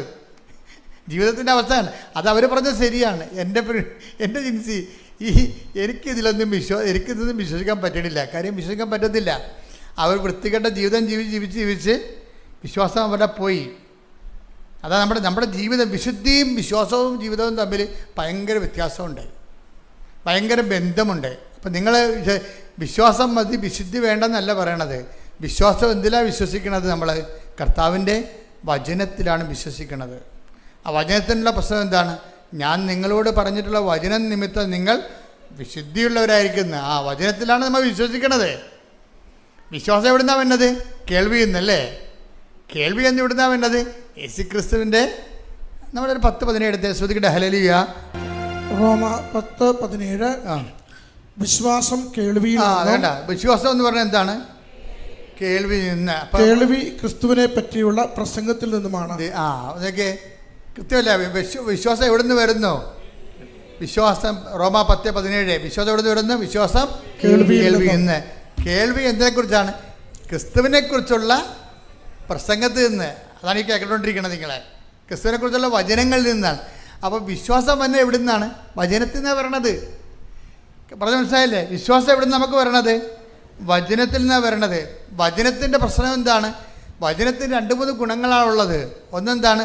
വചനം രക്ഷയിലേക്ക് നയിക്കുന്ന ദൈവത്തിൻ്റെ ശക്തിയാണ്. റോമ 1:16 എടുത്ത് സുവിശേഷത്തെ പറ്റി ഏത് പറഞ്ഞ സുവിശേഷത്തെ പറ്റി ഞാൻ ലജ്ജിക്കുന്നില്ല, എന്തെന്നാൽ വിശ്വസിക്കുന്ന ഏവർക്കും ആദ്യം യഹൂദർക്കും പിന്നീട് ഗ്രീക്കുകാർക്കും അത് രക്ഷയിലേക്ക് നയിക്കുന്ന ദൈവശക്തിയാണ്. അപ്പൊ സുവിശേഷം എന്ന് പറയണത്, വചനം എന്ന് പറയണത് എന്താണ്? അത് രക്ഷയിലേക്ക് നയിക്കുന്ന, രക്ഷ എന്ന് പറഞ്ഞാൽ എന്താണ്? ക്രിസ്തുവാണ്. ലൂക്ക 2:30 എടുത്ത്. ലൂക്ക 2:30-31 എന്തെന്നാൽ സകല ജനതകൾക്കും വേണ്ടി അവിടുന്ന് ഒരുക്കിയിരിക്കുന്ന രക്ഷ എന്റെ കണ്ണുകൾ കണ്ടു കഴിഞ്ഞു. ഇതൊക്കെ ബേസിക് വചനങ്ങളാണ്. എന്താണ്? ക്രിസ്തുവിനെ കയ്യിലെടുത്തപ്പോൾ ശമയോൻ പറഞ്ഞതാണ്. എന്താണ്? സകല ജനങ്ങൾക്ക് വേണ്ടി ഒരുക്കിയിരിക്കുകയാണ്. അല്ല ക്രിസ്ത്യാനികൾക്ക് വേണ്ടി മാത്രമല്ല, മനസ്സിലായില്ലേ? യഹൂദന് വേണ്ടിയും അക്രൈസ്തവർക്ക് വേണ്ടിയും ഹിന്ദുക്കൾക്ക് വേണ്ടിയും മുസ്ലിംസിന് വേണ്ടിയും പാർസികൾക്ക് വേണ്ടിയും എന്തെന്നാൽ സകല ജനങ്ങൾക്കും വേണ്ടി പറഞ്ഞേ, സകല ജനതകൾക്കും വേണ്ടി ഒരുക്കിയിരിക്കുന്ന രക്ഷ അതാരാണ്? ക്രിസ്തുവാ. അതാണ് ക്രിസ്തുവ. അപ്പൊ വിശ്വാസം എന്ന് പറഞ്ഞാൽ എന്താണ്? വിശ്വാസം കേൾവിയിൽ നിന്നും 10:17 റോമ. വിശ്വാസം കേൾവിയിൽ നിന്നും പറഞ്ഞേ, വിശ്വാസം കേൾവിയിൽ നിന്നും, കേൾവി യേശുക്രിസ്തുവിനെ കുറിച്ചുള്ള വചനങ്ങളിൽ നിന്നുമാണ്. അപ്പൊ വചനം എന്താണ്? വചനം റോമ 1:16 അനുസരിച്ചുകൊണ്ട് രക്ഷയിലേക്ക് നയിക്കുന്ന ദൈവത്തിൻ്റെ ശക്തിയാണ്. അപ്പം വചനം രക്ഷയിലേക്ക് നയിക്കുന്ന ദൈവത്തിൻ്റെ ശക്തിയാണ്. അപ്പം അതുകൊണ്ട് തന്നെ ഈ വചനത്തിലൂടെ നമുക്ക് എന്താ ലഭിക്കണത്? ദൈവത്തിൻ്റെ ശക്തി ലഭിക്കും. പിന്നെ എന്ത് കിട്ടും? വിശുദ്ധി കിട്ടും. അപ്പോൾ അതാണ് പ്രശ്നം. ഈ വചനം ആക്ടിവേറ്റ് ചെയ്യുമ്പോൾ നമുക്ക് ദൈവത്തിൻ്റെ ശക്തിയാണ് ലഭിക്കുന്നത്. ബലഹീനതയിലാണ് ദൈവത്തിൻ്റെ ശക്തി എന്ന് നമ്മൾ വായിച്ചില്ലേ? 2 Corinthians 12:9 വായിച്ചില്ലേ? ബലഹീനതയിലാണ് ദൈവത്തിൻ്റെ ശക്തി എന്ന് നമ്മൾ വായിച്ചു അല്ലേ? അപ്പോൾ ഈ ശക്തി നമുക്ക് കിട്ടുന്നത് എന്താണ്? ഈ ബലഹീനത ദൈവത്തിൻ്റെ ശക്തി നമ്മളിലേക്ക് അപ്ലോഡ് ചെയ്യുന്ന പ്രോസസ്സിങ് പ്രക്രിയ എന്താണ്? അതെന്ത്? റോമ 1:16 എന്താണ്? സുവിശേഷം രക്ഷയിലേക്ക് നയിക്കുന്ന ദൈവത്തിൻ്റെ ശക്തിയാണ്. അപ്പോൾ ഈ വചനം എന്തു ചെയ്യും? നമ്മൾ പാലിക്കുമ്പോഴേ, അതാണ് അവൻ പറയണ പോലെ ചെയ്യണത്. വചനം നമ്മൾ പാലിക്കുക. വചനം പാലിക്കുമ്പോൾ എന്ത് പറ്റും? വചനം പാലിക്കുമ്പോഴേ ഈ ക്രിസ്തുവാകുന്ന ശക്തി എന്താ സംഭവിക്കണത്? നമ്മുടെ ബലഹീനമായ സാഹചര്യങ്ങളിലേക്ക് ഫോക്കസ് ചെയ്യപ്പെടുകയും ദൈവത്തിൻ്റെ ഇടപെടൽ ഉണ്ടാകുകയും ചെയ്യും. അതുകൊണ്ട് എന്ത് ചെയ്യണം? വിശ്വാസം ലഭിക്കുന്നവന് ഈ ശക്തി പ്രവർത്തിക്കണത് എങ്ങനെയാണ്? ശക്തി പ്രവർത്തിക്കണമെങ്കിലുള്ള എൻ്റെ പ്രീ റിക്വസ്റ്റ് എന്താണ്? ഞാൻ നിങ്ങളോട് പറഞ്ഞിട്ടുള്ള വചനം നിമിത്തം നിങ്ങൾ ശുദ്ധിയുള്ളവരായിരിക്കുന്നു. 15:3 എടുത്ത് ശ്രുതിക്കട്ടെ. ഹല്ലേലൂയ, ശ്രുതിക്കട്ടെ. ഹല്ലേലൂയ,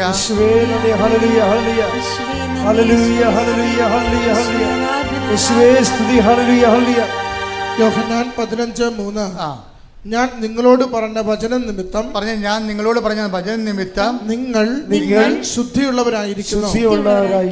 അതാണ്. അപ്പോൾ വചനത്തിൻ്റെ പ്രശ്നം വെച്ചാൽ വചനത്തിന് ആദ്യം എന്താ വേണ്ടത്? ആദ്യം നമുക്ക് വചനം കേൾക്കുമ്പോൾ ഉടനെ അടയാളങ്ങൾ ഉണ്ടാകത്തില്ല. ശക്തി പ്രവർത്തിക്കണ മുമ്പ് നമ്മൾ എന്ത് ചെയ്യണം? വചനം നിമിത്തം നിങ്ങൾ ശുദ്ധിയുള്ളവരാകണം. അപ്പോൾ വചനം ആക്ടിവേറ്റ് ചെയ്യുമ്പോഴാണ് നമുക്ക് വിശുദ്ധി ഉണ്ടാകണത്. അപ്പോൾ വിശുദ്ധി ഇല്ലാതെ ദൈവത്തെ പ്രസാദിപ്പിക്കുക സാധ്യമല്ല. വിശുദ്ധി ഇല്ലാതെ ദൈവത്തെ പ്രസാദിപ്പിക്കുക സാധ്യമല്ല. ശ്രുതിക്കട്ടെ. ഹല്ലേലൂയ,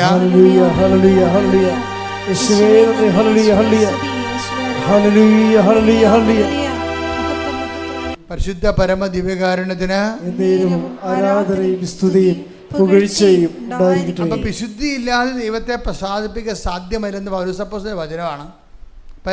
അപ്പം ഇതിനകത്ത് വരുന്ന വിഷയം, വചനം കേൾക്കുന്ന മാത്രയിൽ 15:3 വർക്കൗട്ട് ചെയ്യണം. എന്താണ്? ഞാൻ നിങ്ങളോട് പറഞ്ഞ വചനം നിമിത്തം നിങ്ങൾ ശുദ്ധിയുള്ളവരായിരിക്കണം. അപ്പം ഇത് വർക്കൗട്ട് ചെയ്ത് കഴിഞ്ഞാൽ എന്ത് പറ്റും? ഇത് ആദ്യം ബേസിക്കായിട്ട് അതാണ് വർക്കൗട്ട് ചെയ്യേണ്ടത്. അങ്ങനെ വന്നാൽ പിന്നീട് എന്താണ്? അവൻ പറയുന്ന പോലെ ചെയ്ത് കഴിയുമ്പോൾ വചനത്തിൻ്റെ റോമ 1:16 അനുസരിച്ചുകൊണ്ട് രക്ഷയിലേക്ക് നയിക്കുന്ന ദൈവത്തിൻ്റെ ശക്തി നമ്മളിൽ പ്രവർത്തിക്കാൻ തുടങ്ങും. പ്രവർത്തിക്കാൻ അതുകൊണ്ട് ആദ്യം വിശുദ്ധീകരണമാണ് വേണ്ടത്. ആദ്യം വിശുദ്ധീകരണം സംഭവിച്ച് കഴിയുമ്പോൾ അത് ചില ആൾക്കാർ എന്ത് ചെയ്യുമെന്നറിയാമോ? ചില ആൾക്കാർക്ക് മണ്ടത്തരം പറ്റും. അവർ വിശുദ്ധീകരിക്കത്തില്ല. ആ പഴയ പോലെ അഴുക്കട്ട ജീവിതം തന്നെ ജീവിക്കും. വൃത്തികെട്ട വർത്തമാനം പറയും, നാട്ടുകാരുടെ കഴുത്തേക്ക് കയറും, കണ്ടവൻ്റെ പരദൂഷണം പറയും, ഏഷണി പറയും. അതുപോലെ തന്നെ ഓരോ തരത്തിലുള്ള ആ പഴയ ജന്മത്തിന് ഒരു മാറ്റം ഉണ്ടാകില്ല. എന്നിട്ട് തിരികത്തിച്ച് ദൈവത്തിന് പുകയിട്ടുകൊണ്ടിരിക്കും. കൊപ്രയൊക്കെ പുകയിടണമെന്ന് പറഞ്ഞ പോലെ തിരികെ ഇവർക്ക് മാറ്റമൊന്നും ഉണ്ടാകത്തില്ല. ഇവരാ പഴയ പിടുത്ത് കൂതറ ജന്മമായിരിക്കും സാധനം. എന്ന് വെച്ച് കഴിഞ്ഞാൽ നാട്ടുകാരുടെ കരുത്തേക്ക് കയറും, എല്ലാവരുടെയും കുറ്റം പറയും, എവിടെ നോക്കിയാലും നെഗറ്റീവേ പറയത്തുള്ളൂ. ഇങ്ങനെ ആ പഴയ ജന്മം തന്നെയായിരിക്കും.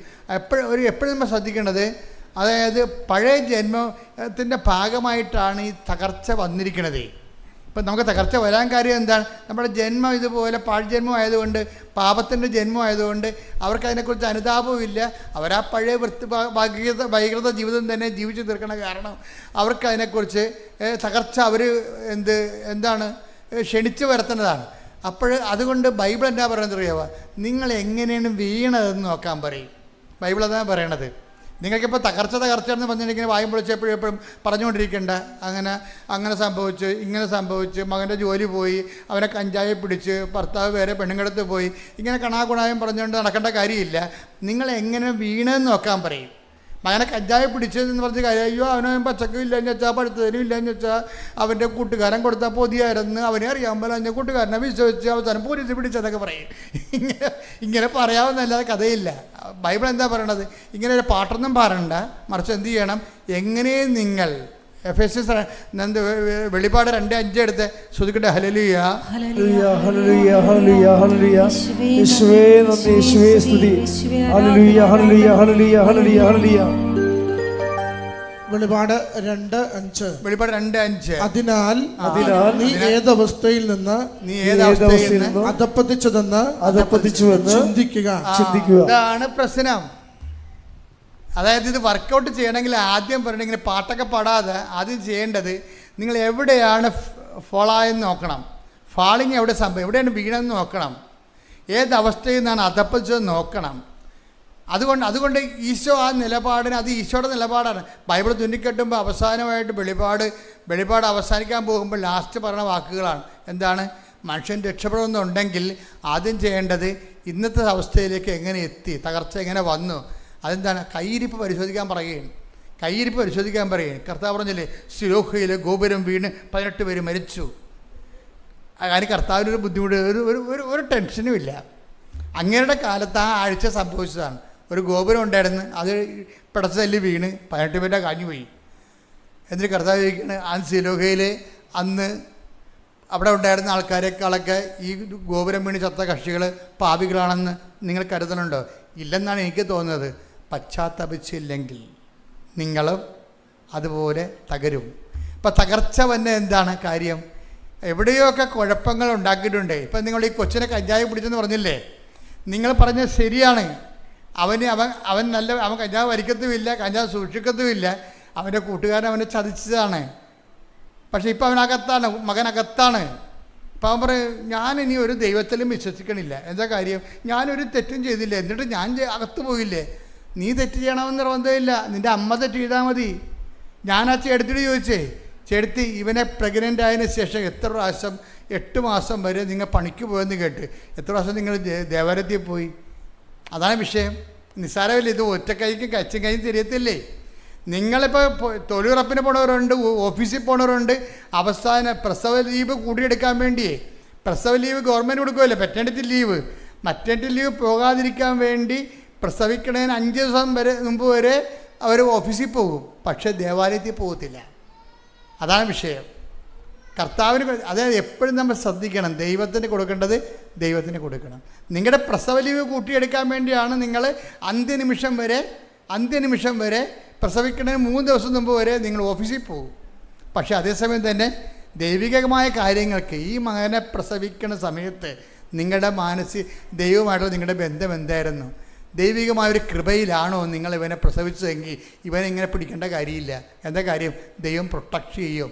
അതാണ് സ്മിർനയിലെ സഭ ചോദിക്കുന്നത്. നിങ്ങൾ എങ്ങനെ ഏതവസ്ഥയിൽ നിന്ന് നിബന്ധിച്ചുവെന്ന് നോക്കുക. ഒറ്റ കൈക്ക് തീരത്തില്ല കേട്ടോ. അതായത് ആദ്യം വിശുദ്ധീകരണം, പിന്നെ ശക്തീകരണം. അതാണ് ദൈവത്തിൻ്റെ ഒരു ആക്ഷൻ്റെ രീതി. അതാണ് നിങ്ങൾ പറഞ്ഞത്. എന്താണ്? ആദ്യം ശക്തീകരണം, പിന്നെ ഞാൻ വിശുദ്ധീകരിച്ചോളാം. നടക്കത്തില്ല. ഇത് കറക്റ്റ് ചെയ്യണം. ഞാൻ നിങ്ങളെ കുറ്റപ്പെടുത്തുകയല്ല. എൻ്റെ മക്കളെല്ലാവരും കാര്യം ഉടമ്പടി 10 പേര് ചെയ്താൽ 10 പേരും വലിയ രക്ഷ. കാര്യം ഉടമ്പടി പെർഫെക്റ്റ് ഫോർമുലയാണ്.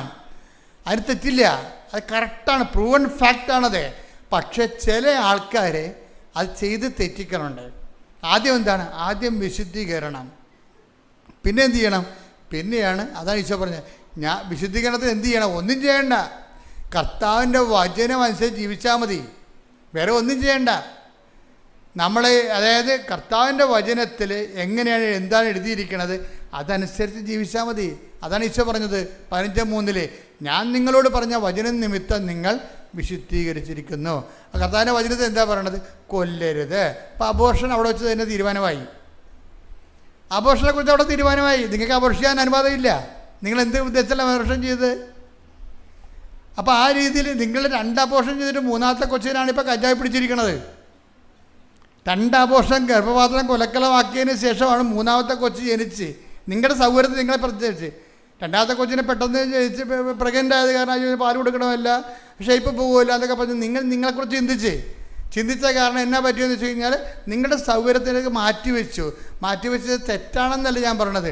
പക്ഷേ നിങ്ങളുടെ സൗന്ദര്യത്തിൻ്റെ വിഷയത്തിലോ സൗകര്യത്തിൻ്റെ വിഷയത്തിലോ ആണ് ദൈവികമായ പദ്ധതി മാറ്റിവെച്ചതെങ്കിൽ സ്വാഭാവികമായിട്ടും ആ ദൈവികമായ പദ്ധതിയല്ല. ദൈവഭയമില്ലെന്ന് എൻ്റെ അർത്ഥം. ദൈവഭയമില്ല. അത് എനിക്കിഷ്ടമുള്ളപ്പോൾ ഞാൻ ചെയ്യും. അതിപ്പോൾ ദൈവത്തെ അറിയാത്ത ആൾക്കാർ അങ്ങനെയല്ലേ ചെയ്യണത്.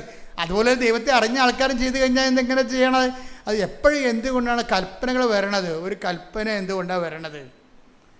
അപ്പോൾ ഇപ്പോൾ നമ്മൾ ഗൂഗിൾ, ഇപ്പോൾ ഞാനിപ്പോൾ കഴിഞ്ഞ ദിവസം തൃശ്ശൂർ പോയപ്പോൾ തന്നെ എനിക്ക് മുമ്പേ പോയ അണ്ണന്മാർ വേറെ വഴി എടുത്തു പോയി. ഞാനുണ്ട് ചെന്ന് ബ്ലോക്കിൽ പെട്ട്. കാരണം ഞാൻ ഉറക്കമായിരുന്നു.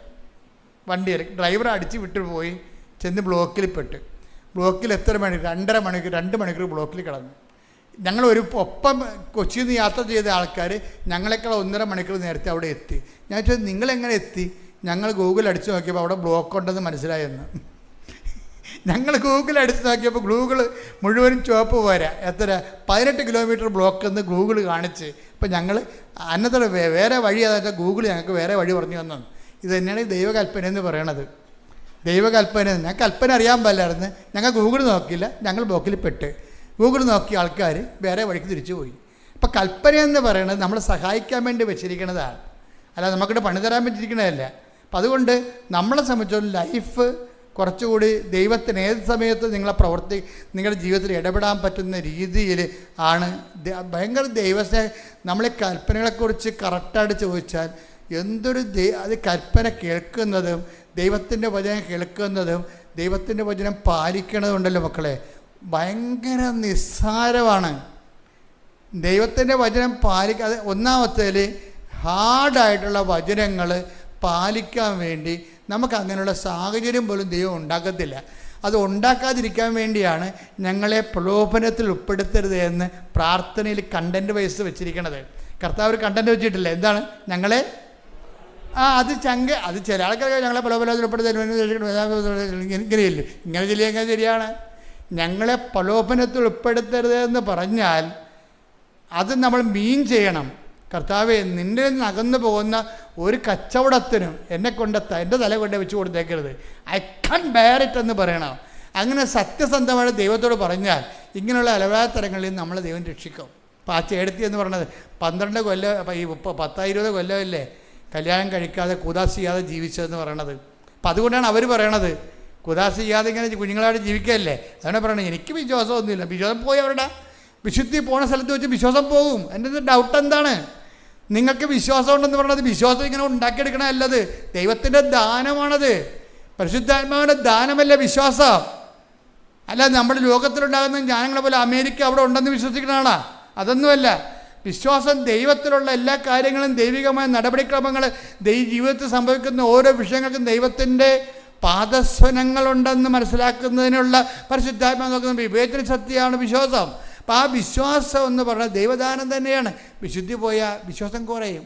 പക്ഷേ അപ്പോൾ എന്താ വേറെ ഒരു ഗുണം ചെയ്ത്, അപ്പോഴേ ഇവിടെ എന്ത് സംഭവിച്ചിരിക്കണത്, ഇവർക്ക് വിശ്വാസമില്ലെങ്കിലും നമ്മൾക്ക് ഈ പ്രിൻസിക്കാണ് വിശ്വാസം ഇല്ലെന്ന് പറയണത്. പക്ഷേ ആർക്കാണ് വിശ്വാസം ഉള്ളത്? ജിൻസിക്ക് വിശ്വാസമുണ്ട്. അവൾ പറയണേ എൻ്റെ വിശ്വാസത്തിലാണ് ഇത് വർക്കൗട്ട് ചെയ്തിരിക്കണമെന്ന് പറയും. നിങ്ങൾ ഈ വർഷം കയറിപ്പോകുമെന്ന് പറയും. അത് അവരുടെ വിശ്വാസത്തിലല്ല.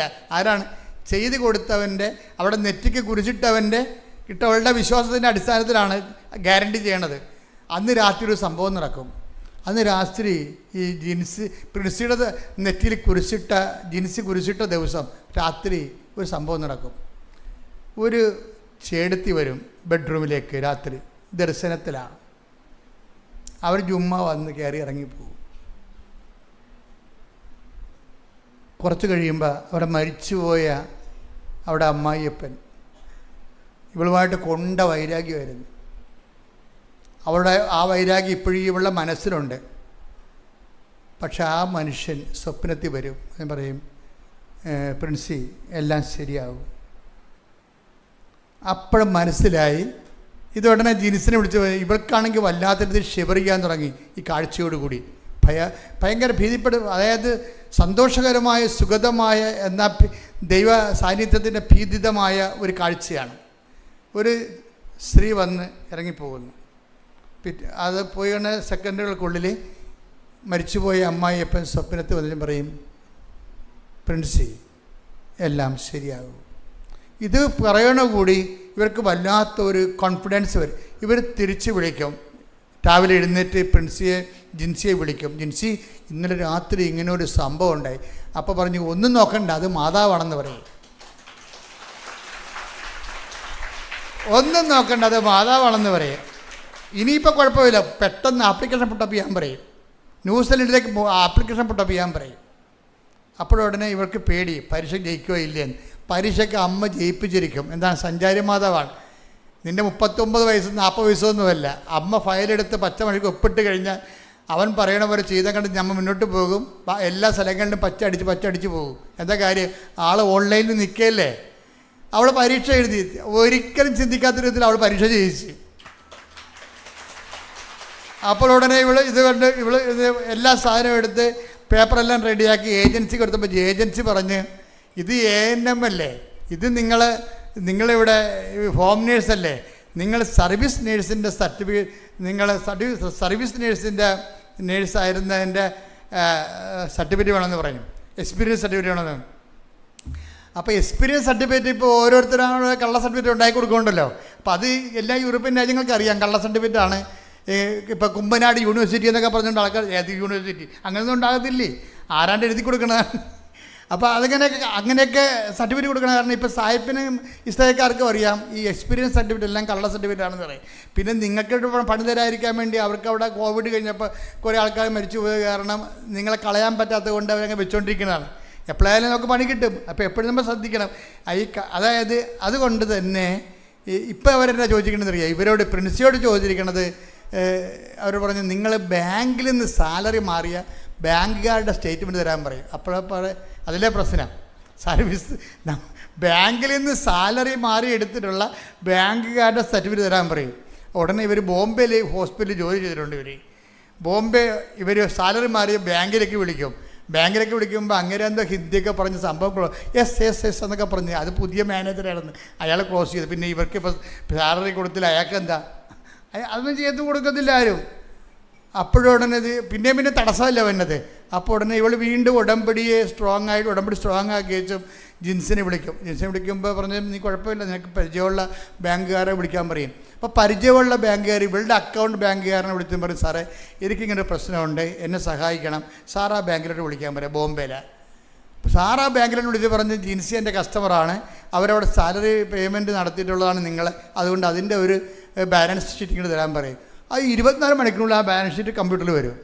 എന്നിട്ട് കഴിഞ്ഞാൽ അതേ പെട്ടെന്ന സംഭവങ്ങൾ. അതായത് എന്ത് തടസ്സം ഉണ്ടായാലും ഉടമ്പടിയിലാണെങ്കിൽ അമ്മ കുജിക്കണ പച്ച മഷീറ്റിന് ഒപ്പിട്ടല്ലേ ഇതിങ്ങനെ കയറി പോകും. അതിനുശേഷം അപ്പോൾ ഇതെല്ലാം കൊണ്ടുപോയി ഏജൻസിക്ക് കൊടുക്കും. ഏജൻസി പേപ്പറെല്ലാം പരിശോധിച്ച് നോക്കിയപ്പോഴാണ് പറഞ്ഞ്, മാഡം ഈ സംഭവം നടക്കത്തില്ല കേട്ടാ. എന്താ കാര്യം? നിങ്ങൾക്ക് 39 വയസ്സുണ്ട്, ഈ 39 വയസ്സുള്ള ആൾക്കാരെ നമ്മൾ വിസയ്ക്ക് ന്യൂസിലൻഡിലോട്ട് വെച്ച് കൊടുത്തു കഴിഞ്ഞാൽ ഉള്ള കുഴപ്പമെന്ന് പറയണത് ഇത് പക്ക റിജക്റ്റ്, അപ്പോൾ തന്നെ ഓട്ടോമാറ്റിക് റിജക്റ്റഡ് ആവും.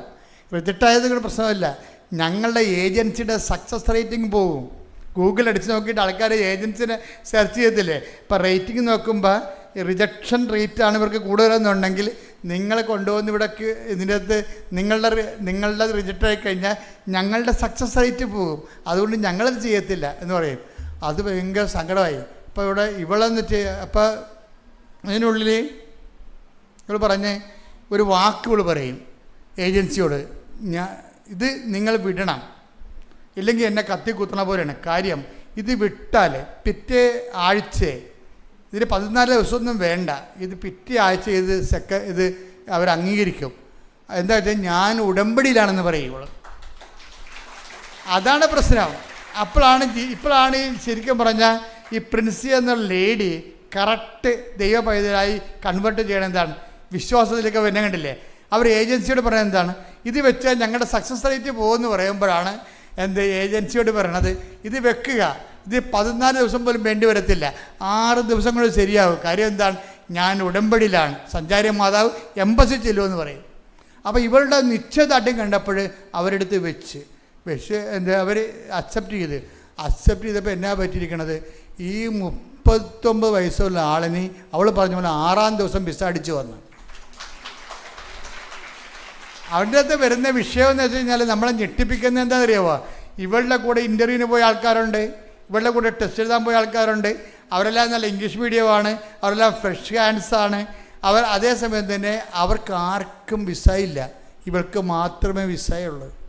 ഈ സാക്ഷ്യം പ്രിൻസി ഇവിടെ പറയുമ്പോൾ എൻ്റെ മനസ്സിൽ വന്നത് എന്താണെന്ന് അറിയാമോ, സിംഹക്കുട്ടികളെ പരിശുദ്ധ പരമദിവ്യകാരുണ്യത്തിന്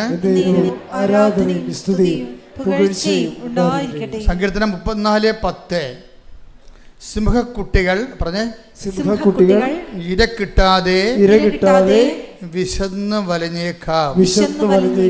കർത്താവിനെ അന്വേഷിക്കുന്നവർക്ക് ഒന്നിനും കുറവുണ്ടാവുകയില്ല. അപ്പോഴേ കഴിവുള്ളവരും അതുപോലെ തന്നെ മെരിറ്റുള്ള ആൾക്കാർ, അതാണ് സിംഹക്കുട്ടി എന്ന് പറയുന്നത്. സിംഹക്കുട്ടികളുണ്ടാകും, മെരിറ്റുള്ളവരുണ്ടാകും, അവർക്ക് ചിലപ്പോൾ ഇൻ്റർവ്യൂ പാസ്സാകത്തില്ല, വിസ പാസ്സാകത്തില്ല. പക്ഷേ എന്താ, കർത്താവിനെ അവിടെ കക്ഷിയാക്കുന്നത് എന്താണ്, ഒന്നിനും കുറവുണ്ടാവുകയില്ല. അപ്പോൾ അതാണ് ഉടമ്പടിയുടെ പ്രശ്നം എന്ന് പറയുന്നത്. ഞാൻ എപ്പോഴും നിങ്ങളോട് പറയും, ഇത് നോട്ട് ബൈ മെറിറ്റിലാണ് വർക്ക് ചെയ്യണത്, നിങ്ങളുടെ കഴിവ് കൊണ്ടല്ല, ദൈവത്തിൻ്റെ കൃപ കൊണ്ടാണ്. അതായത് ഒരു വിഷയം എപ്പോഴും നമ്മൾ ശ്രദ്ധിക്കണം, ഒരു വിഷയം എടുത്താൽ എൻ്റെ മക്കളെ, അതായത് ഒരു വിഷയം എടുത്താൽ പൊങ്ങാത്തതാകുമ്പോഴേ അതിൻ്റെ അർത്ഥം എന്താണ്, ഇത് ഉടമ്പടിയുടെ പരിധി വരുന്ന സബ്ജക്റ്റാണെന്നാണ്. സാധാരണ പ്രാർത്ഥന കൊണ്ടത് നടക്കത്തില്ലെന്ന് എൻ്റെ അർത്ഥം. എന്താ കാര്യം, അത് നമുക്ക് നമ്മുടെ കഴിവിനും നമ്മുടെ പരിധിക്കപ്പുറത്താണ്. നമ്മുടെ പരിധിക്കപ്പുറത്തേക്കൊരു വിഷയം വന്നാൽ പിന്നെ എന്താണ്, അപ്പം നിങ്ങളോർക്കും ഞങ്ങൾ ഉടമ്പടിയിലാണല്ലോ അച്ചോ, ഞങ്ങൾ ഉടമ്പടി എടുത്തിട്ട് കാര്യമില്ല. ഉടമ്പടിയിൽ നിങ്ങൾ ആക്ടിവേറ്റ് ചെയ്യണം. അത് ദൈവത്തിന് എന്താ പ്രശ്നം വെച്ച് കഴിഞ്ഞാൽ, നമ്മൾ ഉടമ്പടി എടുക്കുന്നതും ദൈവവും അത് ഏറ്റെടുക്കുന്നതും തമ്മിൽ വ്യത്യാസമുണ്ട്. നിങ്ങളെപ്പോഴും പരാജയപ്പെടുന്നത് ഉടമ്പടി എടുക്കും നിങ്ങൾ, പക്ഷെ ദൈവം അത് ഏറ്റെടുക്കത്തില്ല. അവിടെയാണ് ഈ തകരാറ് വരണത്. ഏറ്റെടുക്കണമെങ്കിൽ നിങ്ങളുടെ സത്യസന്ധത നിങ്ങൾ തെളിയിക്കണം. പറഞ്ഞ മനസ്സിലായില്ലേ? ഉടമ്പടി എടുക്കണതും ഉടമ്പടി ദൈവം അത് ഏറ്റെടുക്കണതും തമ്മിൽ 2 സബ്ജക്റ്റാണ്. നമ്മുടെ ഏറ്റവും റിസ്ക് എന്ന് പറഞ്ഞാൽ ഉടമ്പടി എടുക്കണമല്ല. ഉടമ്പടി എടുക്കണമെങ്കിൽ ആലപ്പുഴ വന്ന് 4 മണിക്കൂർ ചിലവഴിക്കണമെന്നേ ഉള്ളൂ. ഇത് തന്നെ ഇത്രയും കോംപ്ലിക്കേറ്റഡ് വെച്ചിരിക്കുകയാണ്. എന്താ കാര്യം, വയ്യാവേലികളും വഴിയേ പോണവരും വന്ന് ഉടമ്പടി എടുക്കാതിരിക്കാൻ വേണ്ടിയാണ്. വയ്യാവേലികളും വഴിയേ പോണവരും വന്ന് ഉടമ്പടി എടുക്കാതിരിക്കാൻ വേണ്ടിയാണ് ഉടമ്പടി മാക്സിമം കോംപ്ലിക്കേറ്റ് ആക്കി വെച്ചിരിക്കുന്നതാണ്. ഞങ്ങൾക്ക് വേണമെങ്കിൽ ഒരു ആംഗിൾ കൊണ്ടോ അല്ലെങ്കിൽ ഇതിൻ്റെ ഹോംവർക്കെല്ലാം കുറച്ച് തരാൻ പറ്റും. ഇത് കൂട്ടുക എന്നല്ല, ഹോംവർക്ക് കുറയ്ക്കുകയില്ല. കാര്യം വെച്ചാൽ ഹോംവർക്ക് വൃത്തിമേനായിട്ട് ചെയ്യണ ആൾക്കാർ ദൈവസ്നേഹം ഉള്ളവർക്ക് അത് ചെയ്യാൻ പറ്റത്തുള്ളൂ. ദൈവത്തിൻ്റെ വിശ്വാസമുള്ളവർക്ക് ചെയ്യാൻ പറ്റത്തുള്ളൂ.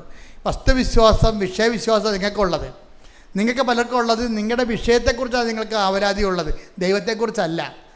ഞങ്ങളൊക്കെ ഇവിടെ ഈ ഉടുപ്പ് വിട്ട് നിൽക്കുന്നതും നിങ്ങളൊക്കെ എല്ലാം ഇവിടെ വന്നിരിക്കുന്നതിൻ്റെ പിന്നിൽ ഒരു ജന്മമുണ്ട്. എന്താ, ദൈവത്തെക്കുറിച്ച് മാത്രം ചിന്തിച്ച് ദൈവത്തിന് അറിയാത്തത് അറിയിക്കണം, അറിഞ്ഞവരെ ആഴപ്പെടുത്തണമെന്നും പറഞ്ഞ് ജീവിച്ചു കൂട്ടിയ ഒരു ജീവിതമുണ്ട്. അതാണ് എൻ്റെ ബേസ് എന്ന് പറയണത്. ദൈവത്തിൻ്റെ മുമ്പിൽ നമ്മൾ ആ റെക്ടിഫൈ ചെയ്യണം, ക്ലാരിഫൈ ചെയ്യണം. എന്താ കാര്യം? ഞാൻ ജീവിക്കണത് അങ്ങയ്ക്ക് വേണ്ടിയാണെന്ന് ദൈവത്തിന് തോന്നണം. അപ്പോൾ ദൈവം നിങ്ങൾ ഉടമ്പടി നിങ്ങൾ എടുക്കണതും അത് ദൈവം അത് ഏറ്റെടുക്കണതും രണ്ട് സബ്ജക്റ്റാണ്. നമ്മുടെ മുമ്പിലുള്ള ഏറ്റവും വലിയ റിസ്ക് എന്താണ്? നിങ്ങളുടെ ഉടമ്പടി, നിങ്ങൾ എടുത്ത ഉടമ്പടി ദൈവത്തെ കൊണ്ട് ഏറ്റെടുപ്പിക്കുന്നതാണ്. എങ്ങനെയാണ് ദൈവത്തെ കൊണ്ട് ഏറ്റെടുപ്പിക്കണത്?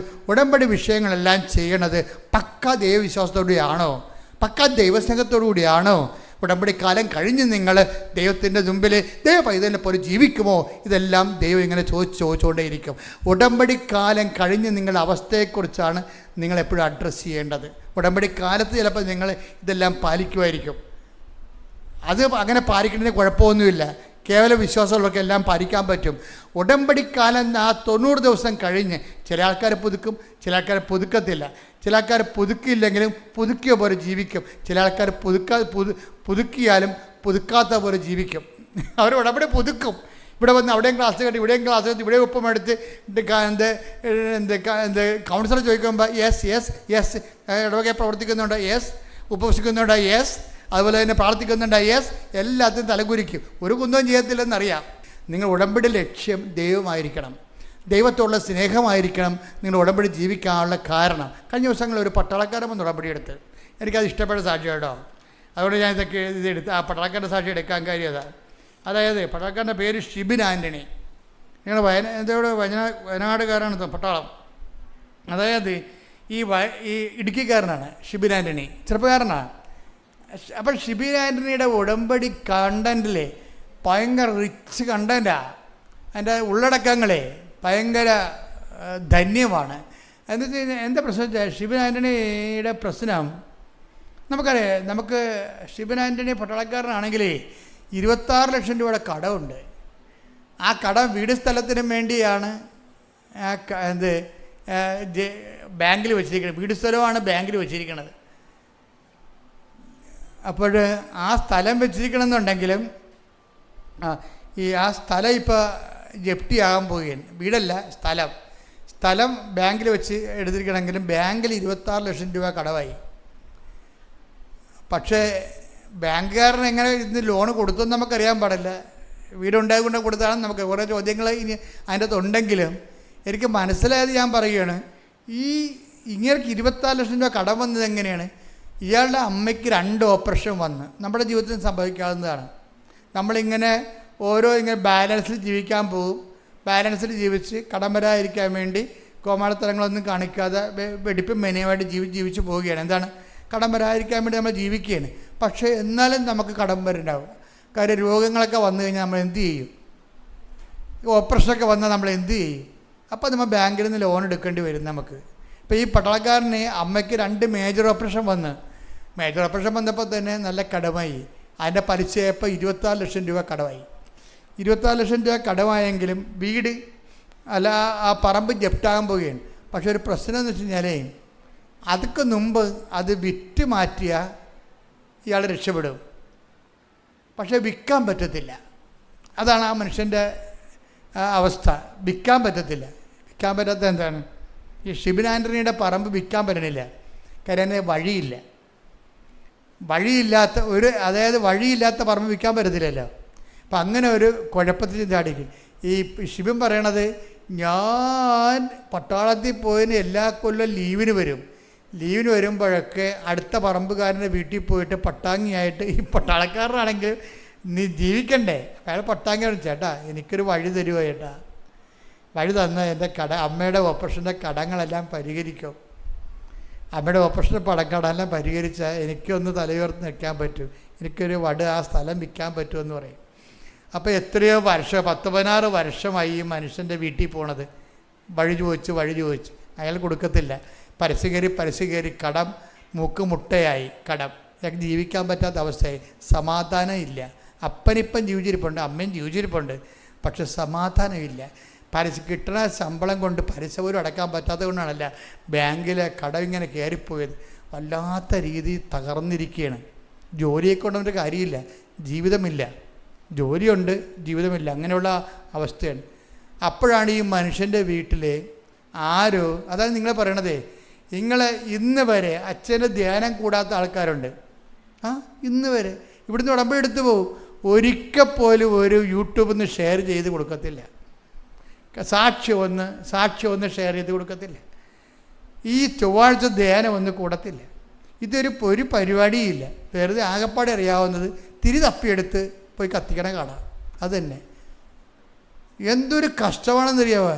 എനിക്കാണെങ്കിൽ ഞാൻ ഈ ആൾത്താറയിൽ നിന്ന് ഇറങ്ങി എങ്ങനെ കൗണ്ടറിൽ ഇരിക്കുകയാണെങ്കിൽ എനിക്കിത് കൈകാര്യം ചെയ്യാൻ പറ്റും. കാര്യം 50% ആൾക്കാരെ ഗുഡ് ബൈ പറഞ്ഞ് വിടാൻ പറ്റും. കാര്യം ഒരു മനുഷ്യന് ഉടമ്പടി എടുക്കാനുള്ള യോഗ്യതയില്ല, ഇവർ ചെയ്യത്തില്ല. അതാണ് വിഷയം. അപ്പം അതുകൊണ്ട് തന്നെ ഇങ്ങനെ കുറേ കള്ളനാണയങ്ങൾ ഉടമ്പടി എടുത്തിട്ടുണ്ട്. കാര്യം അവരത് ചെയ്യത്തില്ല. ചെയ്യണവർ ദൈവസ്നേഹത്തോടെ അല്ല ചെയ്യണത്, വല്ലപാടും ഒപ്പിച്ചുണ്ടാക്കുകയാണ് ചെയ്യണത്. കാര്യം കാണാൻ വേണ്ടി ഇടയ്ക്കിടയ്ക്ക് അവരുടെ കാര്യം നടന്നോ എന്ന് ചിന്തിക്കും. ദൈവത്തിൻ്റെ കാര്യത്തെക്കുറിച്ച് നല്ല ദൈവസ്നേഹത്തോടെ ചെയ്യണം, ദൈവത്തിന് വേണ്ടിയാണ് ജീവിക്കണമെന്ന് ദൈവത്തിന് തോന്നിയാലാണ് ഈ ഉടമ്പടി ദൈവം ഏറ്റെടുക്കത്തുള്ളൂ. പക്ഷേ ഷിബിനെ സംബന്ധിച്ചിടത്തോളം അയാളൊരു പട്ടണക്കാരനാണെങ്കിൽ അയാൾ പറയണേ, ഞാനിങ്ങനെ പട്ടണത്തിൽ ഇങ്ങനെ നോക്കി നടക്കും, ആർക്കാണ് പ്രയാസം ഉള്ളതെന്ന് നോക്കി നടക്കും. ഞാൻ ഉടമ്പടിയിലല്ലേ. അപ്പം നോക്കി നടക്കുന്നതിന് എന്ത് ചെയ്താൽ ഞാനൊരു പഞ്ചാബുകാരനെ കണ്ടുപിടിച്ച്, അയാൾ എപ്പോഴും മരച്ചോട്ടി ഇരിപ്പുണ്ട്, പാവപ്പെട്ടവനാണ്, ധർമ്മക്കാരനാണ്. അപ്പം ഞാൻ എന്ത് ചെയ്യും, എൻ്റെ ഇൻ്റർവെല്ല് ഉണ്ടാക്കി എല്ലാ ദിവസവും ആവശ്യമായ ഭക്ഷണം ഞാൻ കൊടുക്കും. അതാണ് അയാൾ പട്ടാളക്കാരനാണ്, അയാൾ ഡ്യൂട്ടിയിലാണ്. ഡ്യൂട്ടിയിൽ നിന്ന് സമയം കണ്ടുപിടിച്ചിട്ട് ഈ മരച്ചോട്ടി റോഡ് സൈഡിലിരിക്കുന്ന ഗ്രാമങ്ങളിലിരിക്കുന്ന ഈ പഞ്ചാബുകാരന് അയാൾ തിരക്കി പോയിട്ട് അയാൾക്ക് ഈ ഭക്ഷണം കൊടുക്കും. അപ്പോൾ എന്താണ്, ദൈവ തിരുസന്നിധിയിൽ ഇയാൾ ഷിബിൻ വിശ്വസ്തനാണ്. അവിടെയാണ് ഉടമ്പടി കത്തണത് അവിടെയാണ്. അതായത് അതിന് ശേഷം നാട്ടിൽ വരുമ്പോഴും ഉടമ്പടി പ്രകാരം തന്നെയാണ് അത് പറയണേ. ഞാൻ അവിടെ ഹിന്ദി പത്രം മേടിച്ചുകൊണ്ട് പോയിട്ട് ഓരോ കടയിലും കൊണ്ടുപോയി, അവിടേക്ക് അറിയാമല്ലേ ഇതിൻ്റെ പലയിടത്തും മതപരിവർത്തന ക്രിമിനൽ കുറ്റമാണ്. അപ്പോൾ അതുകൊണ്ട് ചില സംസ്ഥാനങ്ങളിലൊക്കെ നമ്മുടെ പത്രക്കാർക്ക് വലിയ പ്രയാസമുണ്ട്, അവരൊക്കെ പോലീസ് പിടിക്കുന്നുണ്ട്. പിന്നെ ഇവിടുന്നൊക്കെ വിളിച്ച് പറഞ്ഞും നമ്മൾ അവിടെയുള്ള സ്വാധീനമൊക്കെ ഉപയോഗിച്ചൊക്കെയാണ് അവരെ കാര്യങ്ങൾ പറഞ്ഞ് മനസ്സിലാക്കി. അതുകൊണ്ടാണ് നമ്മൾ ഡിസ്ക്ലെയിമർ പത്രത്തിൽ ഇട്ടിരിക്കണത്. പത്രം ആർക്കും കൊടുക്കാറില്ല, അതിന് നമ്മുടെ ഭരണഘടന നമുക്ക് മൗലികമായ അവകാശം തരുന്നുണ്ട്. നമ്മുടെ അറിവുകൾ, ബോധ്യങ്ങൾ മറ്റുള്ളവരൊക്കെ ഷെയർ ചെയ്യാൻ നമുക്ക് അധികാരമുണ്ട്. പക്ഷേ പോലീസുകാർ വെറുതെ കയറി പിടിക്കണം, കേസ് നിൽക്കത്തില്ല. പക്ഷേ അതേസമയം അവർ വേറെ വകുപ്പൊക്കെ എടുത്ത് ചേർത്താൽ നമ്മുടെ ആൾക്കാർ ചില സമയത്ത് പീഡിപ്പിക്കണം. എന്നിട്ട് പോലും ആൾക്കാർ റിസ്ക് എടുത്ത് പത്രം കൊടുക്കുന്നുണ്ട്. ഇത് ഒരു റിസ്ക്കും ഇല്ലാത്ത ആൾക്കാരുടെ വീട്ടിൽ പത്രം വെറുതെ ഇരിപ്പുണ്ട്, മനസ്സിലായില്ലേ?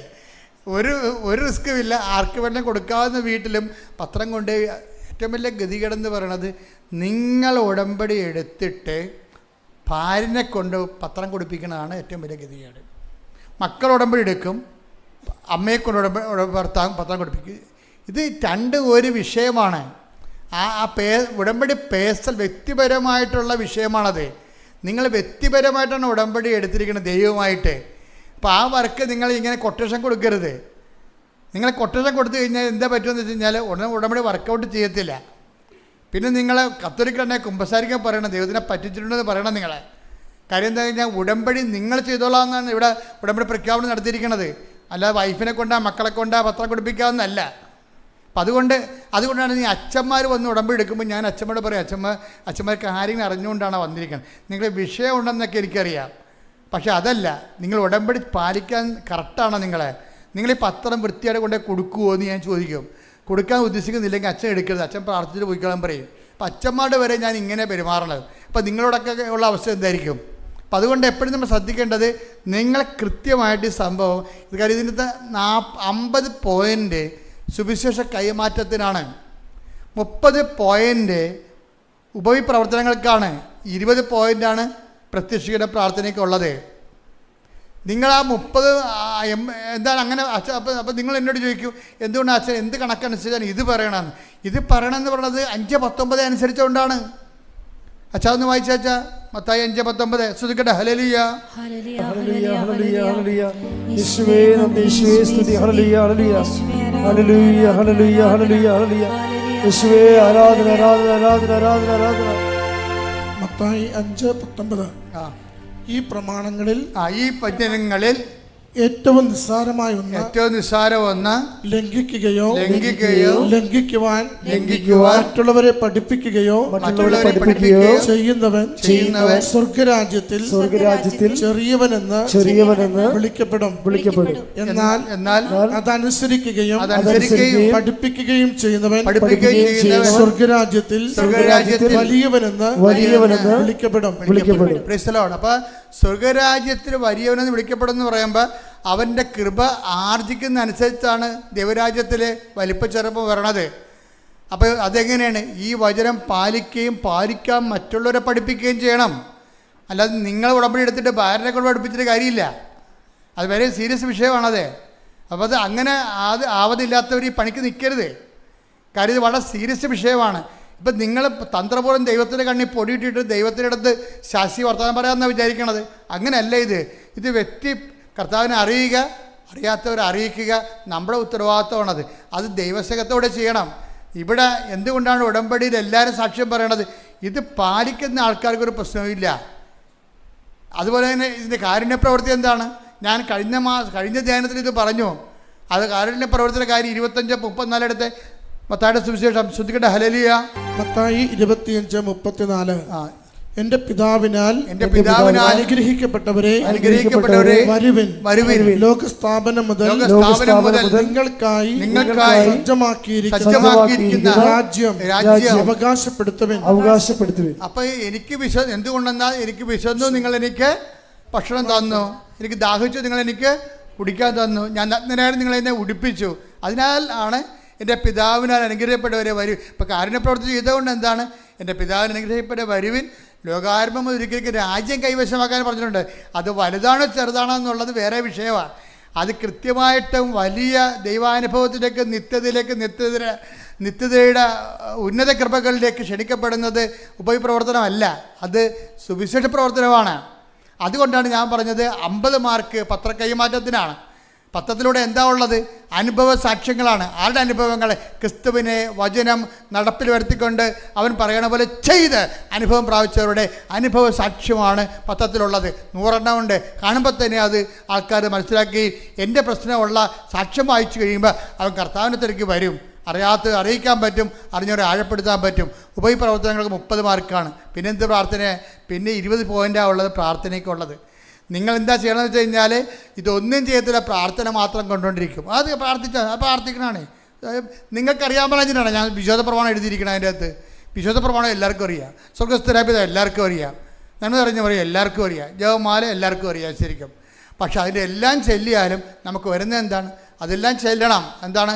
കഴിഞ്ഞ ധ്യാനത്തിൽ ഞാൻ പറഞ്ഞായിരുന്നു, വെള്ളം കുടിക്കാൻ ജീവിക്കാൻ പറ്റുമോ? ഡീഹൈഡ്രേഷൻ ഉണ്ടാവും, കരളുപാട്, കിഡ്നി ചുങ്ങിപ്പോവും, ചത്തുപോവും. അപ്പോൾ പ്രാർത്ഥനയില്ല ജീവിക്കാൻ പറ്റത്തില്ല. പ്രാർത്ഥന വെള്ളം പോലെയാണ്. പക്ഷേ നമ്മൾ ജോലി ചെയ്യണമെങ്കിൽ ഗുരുത്വമുള്ള ഭക്ഷണം വേണം, ന്യൂട്രീഷനായിട്ടുള്ള ഫുഡ് വേണം. അതിനാണ് ഉപപ്രവർത്തനങ്ങളും സുവിശേഷ വേലയെന്ന് പറയണത്. അപ്പം അതുകൊണ്ട് ഇതിൻ്റെ എല്ലാം കറക്റ്റായിട്ടാണ് ഉടമ്പടിയിലുള്ളത്. ഷിബിൻ ഇതെല്ലാം കൃത്യമായിട്ട് ചെയ്യുന്ന ആളാണ്. അതുകൊണ്ടാണ് ഹിന്ദി പത്രം ഇംഗ്ലീഷ് പത്രം മേടിച്ചിട്ട് ഇന്ത്യ മുഴുവനും പറ്റുന്ന സ്ഥലങ്ങളെല്ലാം ആ മനുഷ്യൻ കൊണ്ടേ കൊടുക്കണത്. കൊടുത്തിട്ട് ഒരു ദിവസം ഷിബിൻ നാട്ടിൽ വരുമ്പോൾ ഷിബിനോട് ഇപ്പം നമ്മൾ സത്യസന്ധരാണെന്ന് പറഞ്ഞാൽ അമ്മ ഉടനെ ഇടപെടും. നമ്മൾ ദൈവം ഇടപെടാത്തതിൻ്റെ കാര്യം എന്നറിയാമോ? നമ്മൾ ഉടമ്പടി സത്യസന്ധരല്ലാത്തത് കൊണ്ടാണ്. ഷിബിൻ ഉടനെ നാട്ടിൽ വന്നപ്പോൾ പരിശുദ്ധമ്മ പറഞ്ഞു, മോനെ അവിടെ കൊണ്ട് ഉപ്പിടാൻ പറഞ്ഞു. ആ പറമ്പ് വഴിയിലല്ല ഉപ്പിടാൻ പറഞ്ഞു.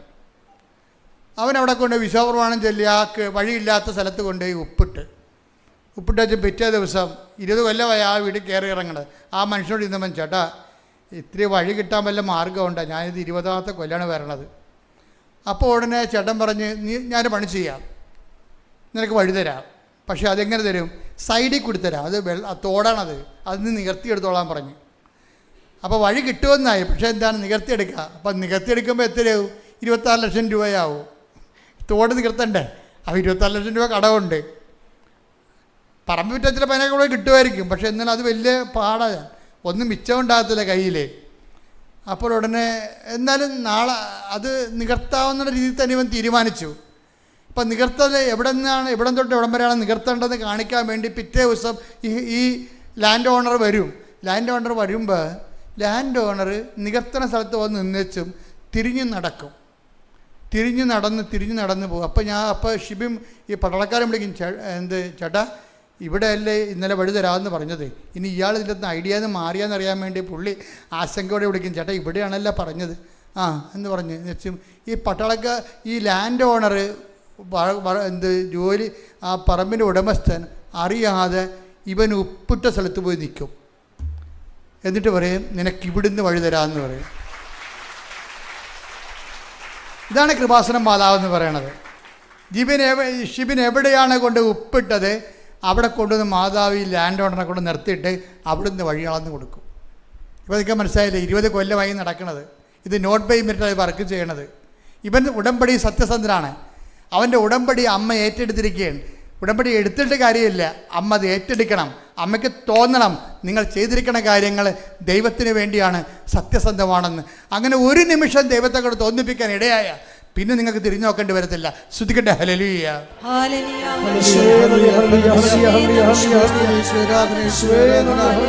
ഉടമ്പടി വിശ്വസ്തയോടെ ജീവിക്കുവാൻ സഹായിക്കണം. വിശ്വാസം കൈമാറിക്കൊണ്ട് അവിടുന്ന് ഏറ്റെടുക്കുവാൻ ഞങ്ങളെ സഹായിക്കണം.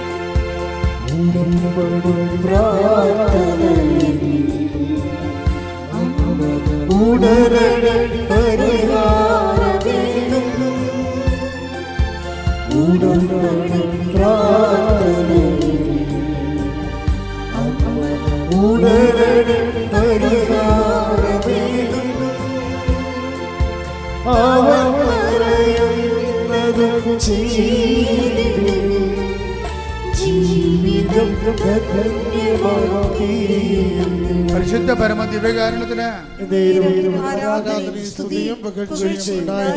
ഈ വഴി കിട്ടിക്കഴിഞ്ഞപ്പോൾ എൻ്റെ സ്വർഗം കിട്ടിയ പോലെ. പക്ഷെ ഇത് ഇനി വിറ്റ് മാറ്റാൻ വേണ്ടി ഈ ലീവിന് മുമ്പ് വിറ്റ് മാറ്റിയിട്ടല്ല ജപ്തി നടന്ന് രക്ഷപ്പെടണം. ജപ്തി ഡേറ്റ് വന്നിരിക്കണല്ല. നമുക്ക് വഴി കിട്ടിയാലും വിറ്റ് മാറ്റില്ല ജപ്തി ചെയ്ത് പോകുമല്ലോ. അപ്പോൾ കുടുങ്ങിയതിനെ കിടക്കണതാണ്.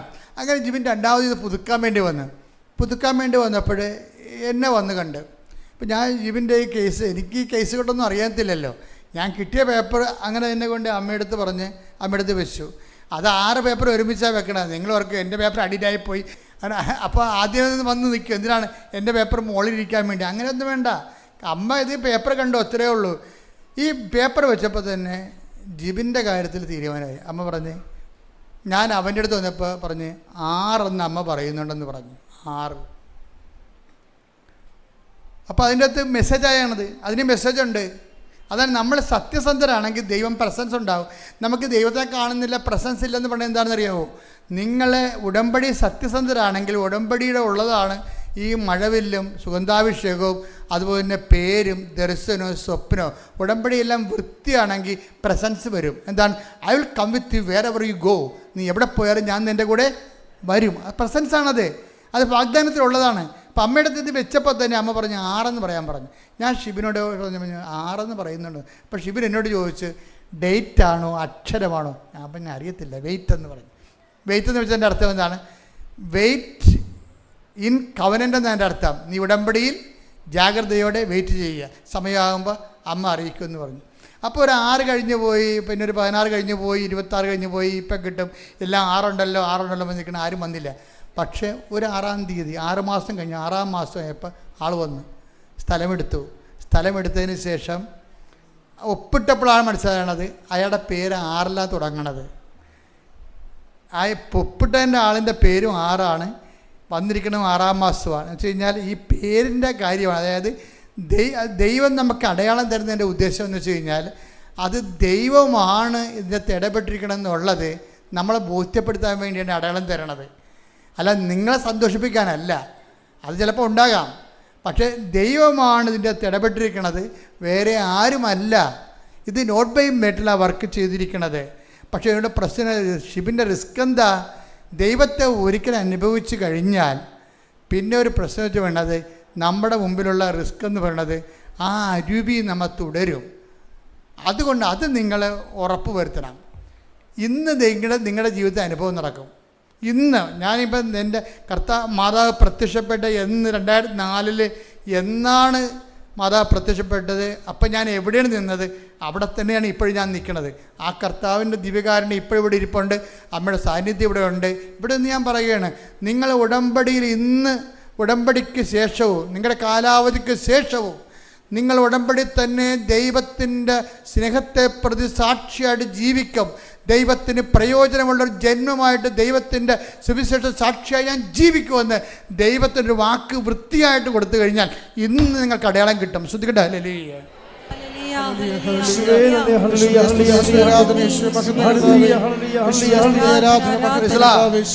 ഉടമ്പടി എടുക്കുന്നതിനേക്കാൾ പ്രശ്നമാണ് ഉടമ്പടി ദൈവത്തെ കൊണ്ട് ഏറ്റെടുപ്പിക്കണത്.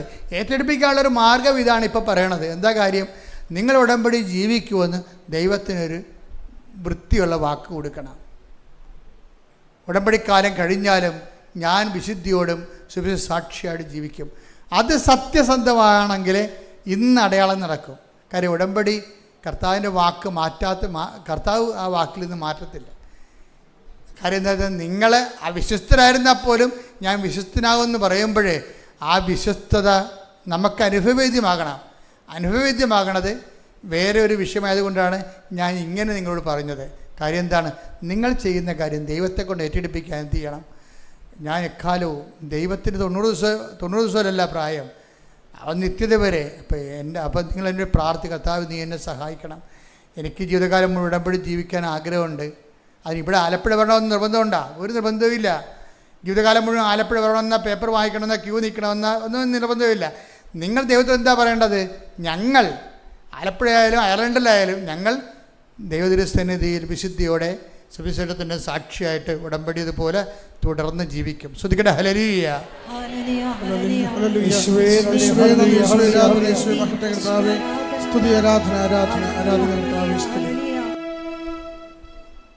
പരിശുദ്ധ പരമ ദിവ്യകാരുണ്യത്തിന് പരിശുദ്ധ പരമ ദിവ്യകാരുണ്യത്തിന് പരിശുദ്ധ പരമ ദിവ്യകാരുണ്യത്തിന്. എൻ്റെ പ്രിയപ്പെട്ടവരെ, രോഗസൗഖ്യ പ്രാർത്ഥനയുടെ സമയമാണ്. കൈകൾ മാറ്റി മാറ്റി വെക്കണം. നെഞ്ചിൽ വെക്കണം, വയറിൽ വെക്കണം, കഴുത്തിൽ വെക്കണം. എവിടെയൊക്കെ ഇപ്പോൾ സ്പോണ്ടിലോസിന് അസുഖമുള്ളവർ പിൻകഴുത്തിൽ വെക്കണം, തൈറോയിഡിന് അസുഖമുള്ള കഴുത്തിൽ വെക്കണം. ശിരസ് മൊത്തം വേദനയും ബ്ലോക്കും ഉള്ളവർ ശിരസിൽ വെക്കണം. നെഞ്ചുവേദനക്കാർ ഹാർട്ടിന് ബ്ലോക്കുള്ളവർ ഹാർട്ടിൽ വെക്കണം. കരളുകാരനുള്ളവർ നെഞ്ചിനെ കൊണ്ട് താഴെ വെക്കണം. ഉദരരോഗികൾ വയറിൽ വെക്കണം. ആരോഗ്യ കുഞ്ഞുങ്ങളില്ലാത്തവർ അടിവയറ്റിൽ വെക്കണം.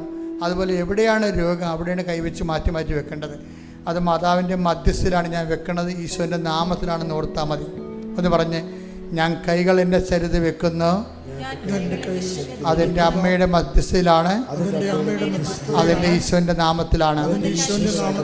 ഇനി നിങ്ങൾക്ക് രോഗം ഇല്ലെന്ന് വിചാരിച്ചോ, നിങ്ങളുടെ ബന്ധുക്കൾക്കോ വീട്ടുകാർക്കോ ആർക്ക്, നിങ്ങളുടെ സുഹൃത്തുക്കൾക്കോ ആർക്ക് രോഗം ഉണ്ടായാലും അവർ നിങ്ങളുടെ ജാമ്യം, ഇപ്പം ജിൻസി അല്ലേ, ജിൻസിയുടെ ജാമ്യത്തിലല്ലേ പ്രിൻസിക്ക് അനുഗ്രഹം കിട്ടിയത്.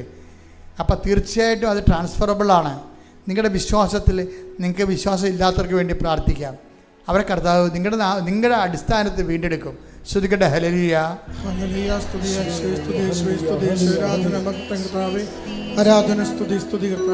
പരിശുദ്ധ പരമ ദിവ്യകാരുണ്യത്തിന് മക്കളെ, നിങ്ങൾ കൈകൾ മാറ്റി മാറ്റി വെച്ചുകൊണ്ടിരിക്കണം. അച്ഛൻ പ്രാർത്ഥിച്ചുകൊണ്ടേയിരിക്കും.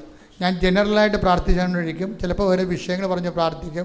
അപ്പം അതനുസരിച്ച് മക്കൾ ഈ വളരെ ജാഗ്രതയുള്ളവരായിരിക്കണം. കർത്താവ് നിങ്ങൾ തൊടുന്ന അടിപ്പിണർ പോലെ വൈദ്യാഘാതം പോലെ ദൈവികമായ ശക്തി ഓർക്കുക. അപ്പം മാതാവ് ജീവനോടെ പ്രത്യക്ഷപ്പെട്ട അൾത്താറിൽ കർത്താവ് ദിവ്യകാരുണ്യം ജ്വലിച്ചു നിൽക്കുന്ന സ്വർഗീയമായ നിമിഷങ്ങളിലേക്ക് നിങ്ങൾ വിളിക്കപ്പെട്ടിരിക്കുന്നത് നിങ്ങൾ വന്നതല്ല, നിങ്ങളെ കർത്താവ് വരുത്തിയതാണ്. അതുകൊണ്ട് തന്നെ ദൈവത്തിൻ്റെ കൃപയിലാണ് നിങ്ങൾ. ശ്രദ്ധിക്കട്ടെ. ഹല്ലേലൂയ. എൻ്റെ കർത്താവിൻ്റെ ഉന്നതമായ നാമത്തിൽ, സഭയുടെ അധികാരത്തിൽ, കുരിശിൻ്റെ അടയാളത്തിൽ, ദൈവത്തിൻ്റെ ശക്തിയാൽ ഞാൻ അങ്ങയുടെ മക്കൾക്ക് വേണ്ടി പ്രാർത്ഥിക്കുന്നു. കർത്താവ് നിന്റെ തിരുമുറുപാർന്ന് വലതുകരം അങ്ങയുടെ മക്കളുടെ ശിരസിൽ വെക്കണേ പ്രാർത്ഥിക്കുന്നു. അനുഗ്രഹത്തിൻ്റെ അത്ഭുതകരം അങ്ങയുടെ മക്കളുടെ ശിരസിൽ വെക്കണേ പ്രാർത്ഥിക്കുന്നു. കർത്താവ് ശിരസിൽ വെക്കണമേ. കർത്താവ് ശിരസിന് ബ്ലോക്കുള്ളവരെ, ശിരസ് ക്യാൻസർ ഉള്ളവരെ ഇപ്പോൾ സ്പർശിച്ച് കർത്താവ് നീ സ്പർശിക്കണമെന്ന് പ്രാർത്ഥിക്കും. കർത്താവ് ദൈവത്തിൻ്റെ കണ്ണ് സ്പർശിക്കട്ടെ. ദൈവത്തിൻ്റെ ശക്തിയിലേക്ക് അടിപ്പിണർ പോലെ വൈദാക്കാലം പോലെ ദൈവികമായ ശക്തിയിലേക്ക് ഒഴുകട്ടെ കർത്താവേ. ഈ നിമിഷം സ്പർശിക്കണേ കർത്താവേ. ഉദര രോഗികളെ സ്പർശിക്കണമേ കർത്താവേ. ഉദര രോഗികൾ, ഉദരത്തിൽ പുണ്ണുള്ളവർ കർത്താവേ. അൾസർ രോഗികളെ സ്പർശിക്കണേ കർത്താവേ. അൾസർ രോഗികളെ സ്പർശിക്കണേ കർത്താവേ. RSS രോഗികളെ സ്പർശിക്കണമേ കർത്താവേ. നടുവേദനക്കാരെ സ്പർശിക്കണമേ കർത്താവേ. ഈശോ കുടലിപ്പ് കുരുക്കുള്ളവരെ സ്പർശിക്കണേ കർത്താവേ. കോളം രോഗികളെ സ്പർശിക്കണേ കർത്താവേ. ഈശോ എല്ലാ മക്കളെയും ശ്രദ്ധ നിൻ്റെ ദൈവികമായ ശക്തി കൊടുക്കട്ടെ കർത്താവേ. കരരോഗികളെ സ്പർശിക്കണമേ. ഉദര രോഗികളെ സ്പർശിക്കണമേ. ഹൃദയ രോഗികളെ സ്പർശിക്കണമേ. തൈറോയ്ഡ് രോഗികളെ സ്പർശിക്കണമേ. യേശുവിൻ്റെ നാമത്തിൽ അപ്പാ അങ്ങേപ്പുത്രൻ യേശു ക്രിസ്തുവിൻ്റെ നാമത്തിൽ അപ്പാ കൈകൾ നീട്ടണമേ. അങ്ങേപ്പുത്രൻ യേശു ക്രിസ്തു നാമത്തിൽ അടയാളം സംഭവിക്കട്ടെ അപ്പാ സ്വർഗീയപ്പാ. അങ്ങേപ്പുത്രനായ യേശു ക്രിസ്തു നാമത്തിൽ നടുവേദനകള്, കിഡ്നി രോഗങ്ങള്, ഹൃദയ രോഗങ്ങള്, മക്കളില്ലാത്തവര്, വിവാഹമൊത്തു വരാത്തവര്, ജോലിയില്ലാത്തവര്, സാമ്പത്തിക തകർച്ചയുള്ളവര്, മക്കളെ കുറിച്ച് വേദന അനുഭവിക്കുന്നവര്, കേസാക്കപ്പെട്ടിരിക്കുന്നവര്, ജയിലായിരിക്കുന്നവര്, തടസ്സങ്ങളുള്ളവര്, സമാധാനമില്ലാത്തവര്, യേശുവിന്റെ ഉന്നതമായ നാമത്തിൽ സഭയുടെ അധികാരത്തിൽ കുരിശിന്റെ അടയാളത്തിൽ ജീവിത ദുരിതങ്ങള്, ജീവിത തടസ്സങ്ങള്, എല്ലാ ജീവിത ദുരിതങ്ങള് യേശുവിന്റെ നാമത്തിൽ മാറിപ്പോകട്ടെ. ശ്രദ്ധിക്കട്ടെ. ഹല്ലേലൂയ ഹല്ലേലൂയ ഹല്ലേലൂയ യേശുവേ നന്ദി. Hallelujah hallelujah hallelujah hallelujah hallelujah hallelujah hallelujah hallelujah hallelujah hallelujah hallelujah.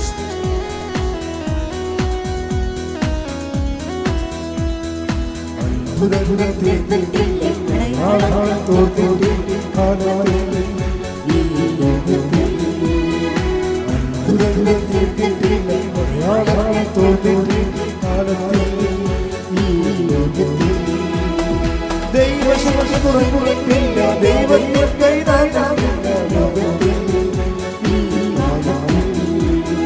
ദൈവശക്തി കുറഞ്ഞിട്ടില്ല, ദൈവത്തിൽ കൈതാങ്ങില്ല ലോകത്തിൽ. പെരുമഴ പോൽ പെയ്യുന്നു, അത്ഭുതവും വിടുതലും ചെറുതറിയിൽ.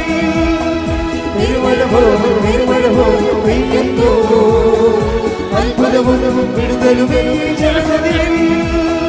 പെരുമഴ പോൽ പെയ്യുന്നു, അത്ഭുതവും വിടുതലും ചെറുതറിയിൽ.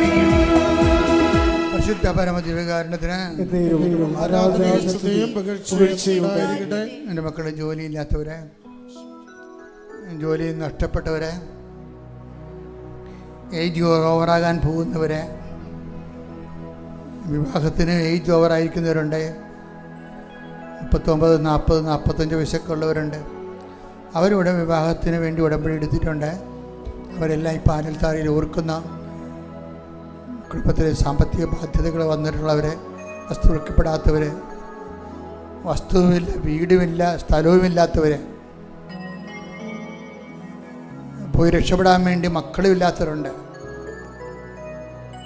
ചിലക്കൊക്കെ മക്കളുണ്ട്, അവർക്ക് ജോലി കിട്ടുമെന്നുള്ള പ്രതീക്ഷ ഉണ്ട്. ചിലക്ക് അതുപോലും ഇല്ലാത്ത പ്രതീക്ഷയില്ലാത്തവരുണ്ട്.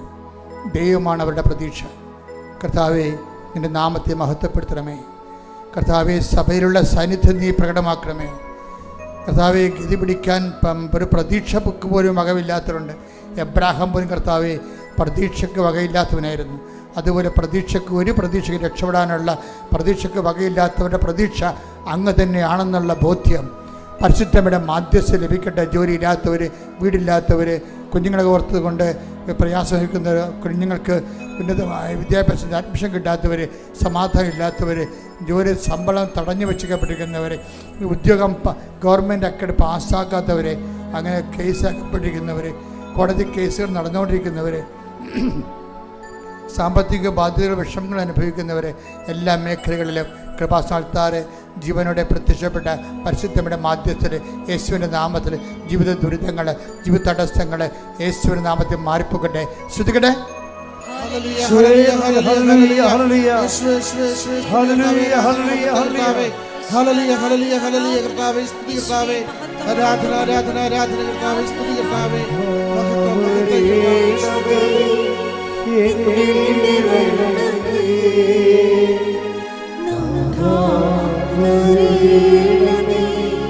സൗഖ്യം നൽകണമേ,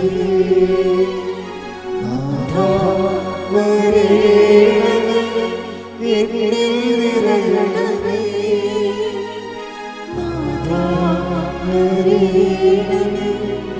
സൗഖ്യം നൽകണമേ. സമാപന ആശീർവാദം സ്വീകരിക്കാം. നമുക്ക് മുട്ടുകുത്താം, കരങ്ങൾ കുപ്പി. ഉടമ്പടി ധ്യാനത്തിലൂടെ ഇന്നേ ദിനം പരിശുദ്ധമ്മ ഈശോനാഥൻ നമുക്ക് വെളിപ്പെടുത്തിയ എല്ലാ സന്ദേശങ്ങളെയും ഹൃദയത്തിലേക്ക് സ്വീകരിക്കാം.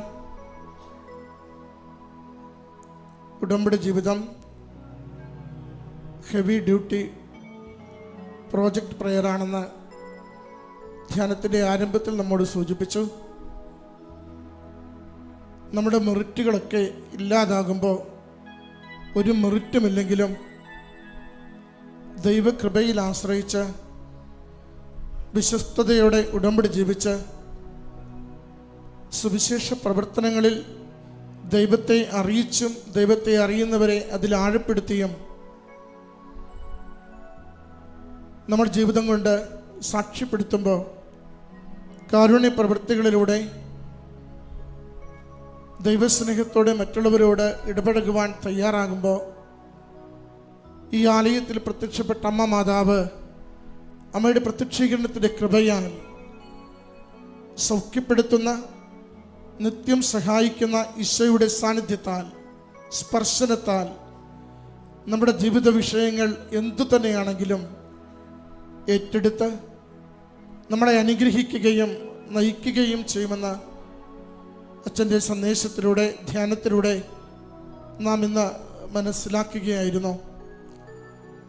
പ്രിൻസിയുടെ ജീവിതത്തിൽ എന്തൊക്കെ കുറവുകളുണ്ടായിരുന്നിട്ടും പ്രായത്തിൻ്റെ കുറവ്, വിശ്വാസ ജീവിതത്തിൻ്റെ തകർച്ച, ഒറ്റപ്പെട്ട് ജീവിക്കേണ്ടി വന്ന സാഹചര്യങ്ങൾ ഒക്കെ കുറവുകൾ പറയുവാൻ ഏറെ ഉണ്ടായിരുന്നിട്ടും ഉടമ്പടി തൈലം ഉടമ്പടി എടുത്തൊരു വ്യക്തി വിശ്വാസപൂർവം കുരിശടയാളം വരച്ച് നെറ്റിത്തടത്തിൽ പൂശിക്കൊണ്ട് പ്രാർത്ഥിച്ചു തുടങ്ങിയ നിമിഷം മുതൽ ആ ജീവിതത്തിൽ വന്ന വലിയ മാറ്റങ്ങളെ മറ്റുള്ളവർ തനിക്ക് ലഭിക്കില്ല എന്ന് പറയുന്ന വിസയ്ക്ക് വേണ്ടി ഞാൻ മറ്റുള്ളവരുടെ മുമ്പിൽ ദൈവനാമത്തെ സാക്ഷ്യപ്പെടുത്തുമ്പോൾ, മഹത്വപ്പെടുത്തുമ്പോൾ അതെനിക്ക് അനുഗ്രഹത്തിന് കാരണമാകുന്ന ഉറച്ചു വിശ്വസിച്ച് പ്രിൻസി ഇത് സമർപ്പിക്കുക, പ്രായമേറിയെങ്കിലും ഇതെനിക്ക് അനുവദിച്ച് കിട്ടുമെന്ന ഏജൻസിയോട് പറയുന്നതും മകൾക്കത് ചുരുക്ക ദിവസങ്ങൾക്കുള്ളിൽ 6 ദിവസങ്ങൾക്കുള്ളിൽ അനുവദിച്ച് കിട്ടി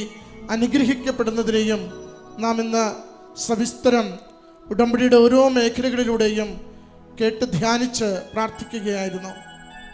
നമ്മുടെ എല്ലാ രോഗാവസ്ഥകളെ, ജീവിത പ്രതിസന്ധികളെ, കുടുംബത്തിൻ്റെ എല്ലാ വേദനകളെ, തകർച്ചകളെ, പരീക്ഷയിലെ പരാജയങ്ങളെ, വിശ്വാസ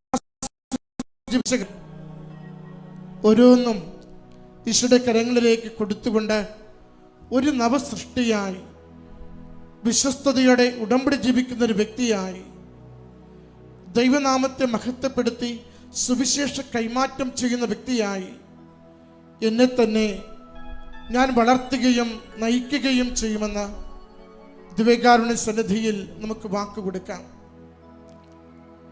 40 വർഷത്തിലേറെ ഒരു വഴിക്ക് വേണ്ടി പരിശ്രമിച്ചിട്ട് അത് ലഭിക്കാതെ ഏറെ ക്ലേശിച്ച മകൻ ഷിബിൻ ഉടമ്പടി ഉപ്പ് വിശ്വാസത്തോടെ മണ്ണിൽ വിതറുകയും അമ്മ മാതാവിൻ്റെ പ്രത്യക്ഷീകരണത്തിൻ്റെ കൃപയാൽ വസ്തുവിൻ്റെ ഉടമ അവിടമെത്തി അവിടുന്ന് വഴി കൊടുത്തുകൊണ്ട് സമയച്ചുരുക്കത്തിൻ്റെ അമ്മ, അത്ഭുതങ്ങൾ അടയാളങ്ങളിലൂടെ ജീവിതത്തെ സുരക്ഷിതമാക്കുന്ന അമ്മ, കൂടെ നിന്ന് പ്രവർത്തിക്കുമെന്ന സാക്ഷ്യം ആ മകൻ്റെ ജീവിതത്തിലൂടെ നാം ഇന്ന് കേട്ടുകൊണ്ടിരുന്നു. നമ്മുടെ ജീവിതത്തിൽ എല്ലാം അവസാനിച്ചുവെന്ന്, എത്ര ചോദിച്ചിട്ടും ലഭിക്കുന്നില്ല എന്ന് കരുതുന്ന എല്ലാ മേഖലകളെയും ഈശ്വര ദിവ്യകാരുണ്യത്തിന് സമർപ്പിച്ചുകൊണ്ട് നമുക്ക് പ്രാർത്ഥിക്കാം. അങ്ങേക്ക് അസാധ്യമായി യാതൊന്നുമില്ല. രക്ഷിക്കുവാനാവാത്ത വിധം അവിടുത്തെ കരം കുറുകിപ്പോയിട്ടില്ല. കർത്താവേ, ഞങ്ങളുടെ കണ്ണീര് അവിടുന്ന് ഉപ്പണമേ, ഞങ്ങളുടെ പ്രാർത്ഥനയെ അവിടുന്ന് കേൾക്കണമേ, ഞങ്ങളുടെ ജീവിതത്തെ അവിടുന്ന് ക്രമപ്പെടുത്തണമേ. ഉടമ്പടിയിൽ കൂടുതൽ വിശ്വസ്തയോടെ മുന്നേറുവാൻ ഞങ്ങളെ സഹായിക്കണമേ. എല്ലാ വിഷയങ്ങളെയും അമ്മ മാതാവ് വഴി ഈശോയ്ക്ക് കൊടുത്തുകൊണ്ട് കരം ഉയർത്തി, സ്വരം ഉയർത്തി ഒരുമിച്ച് നമുക്ക് സ്തുതിക്കാം. ഹല്ലേലൂയ. യേശുവേ സ്തുതി കർത്താവേ, ആരാധന ആരാധന കർത്താവേ, മഹത്വം കർത്താവേ. കണ്ണീരോടെ പ്രാർത്ഥിക്കുന്ന നിയോഗങ്ങളുടെ മേൽ കരുണയായിരിക്കണമേ. ഈ ധ്യാനം കൂടി പങ്കുചേരുന്ന മക്കളെ ഓരോരുത്തരെയും ആശീർവദിക്കണമേ. ജീവിത വിഷയങ്ങളുടെ മേൽ തീരുമാനം നൽകണമേ. ഹല്ലേലൂയ. സ്തുതി കർത്താവേ. Hallelujah hallelujah hallelujah hallelujah. യേശുവേ hallelujah hallelujah hallelujah hallelujah hallelujah. യേശുവേ ആരാധന ആരാധന ആരാധന. യേശുവേ നന്ദി, മഹത്വം മഹത്വം മഹത്വം മഹത്വം.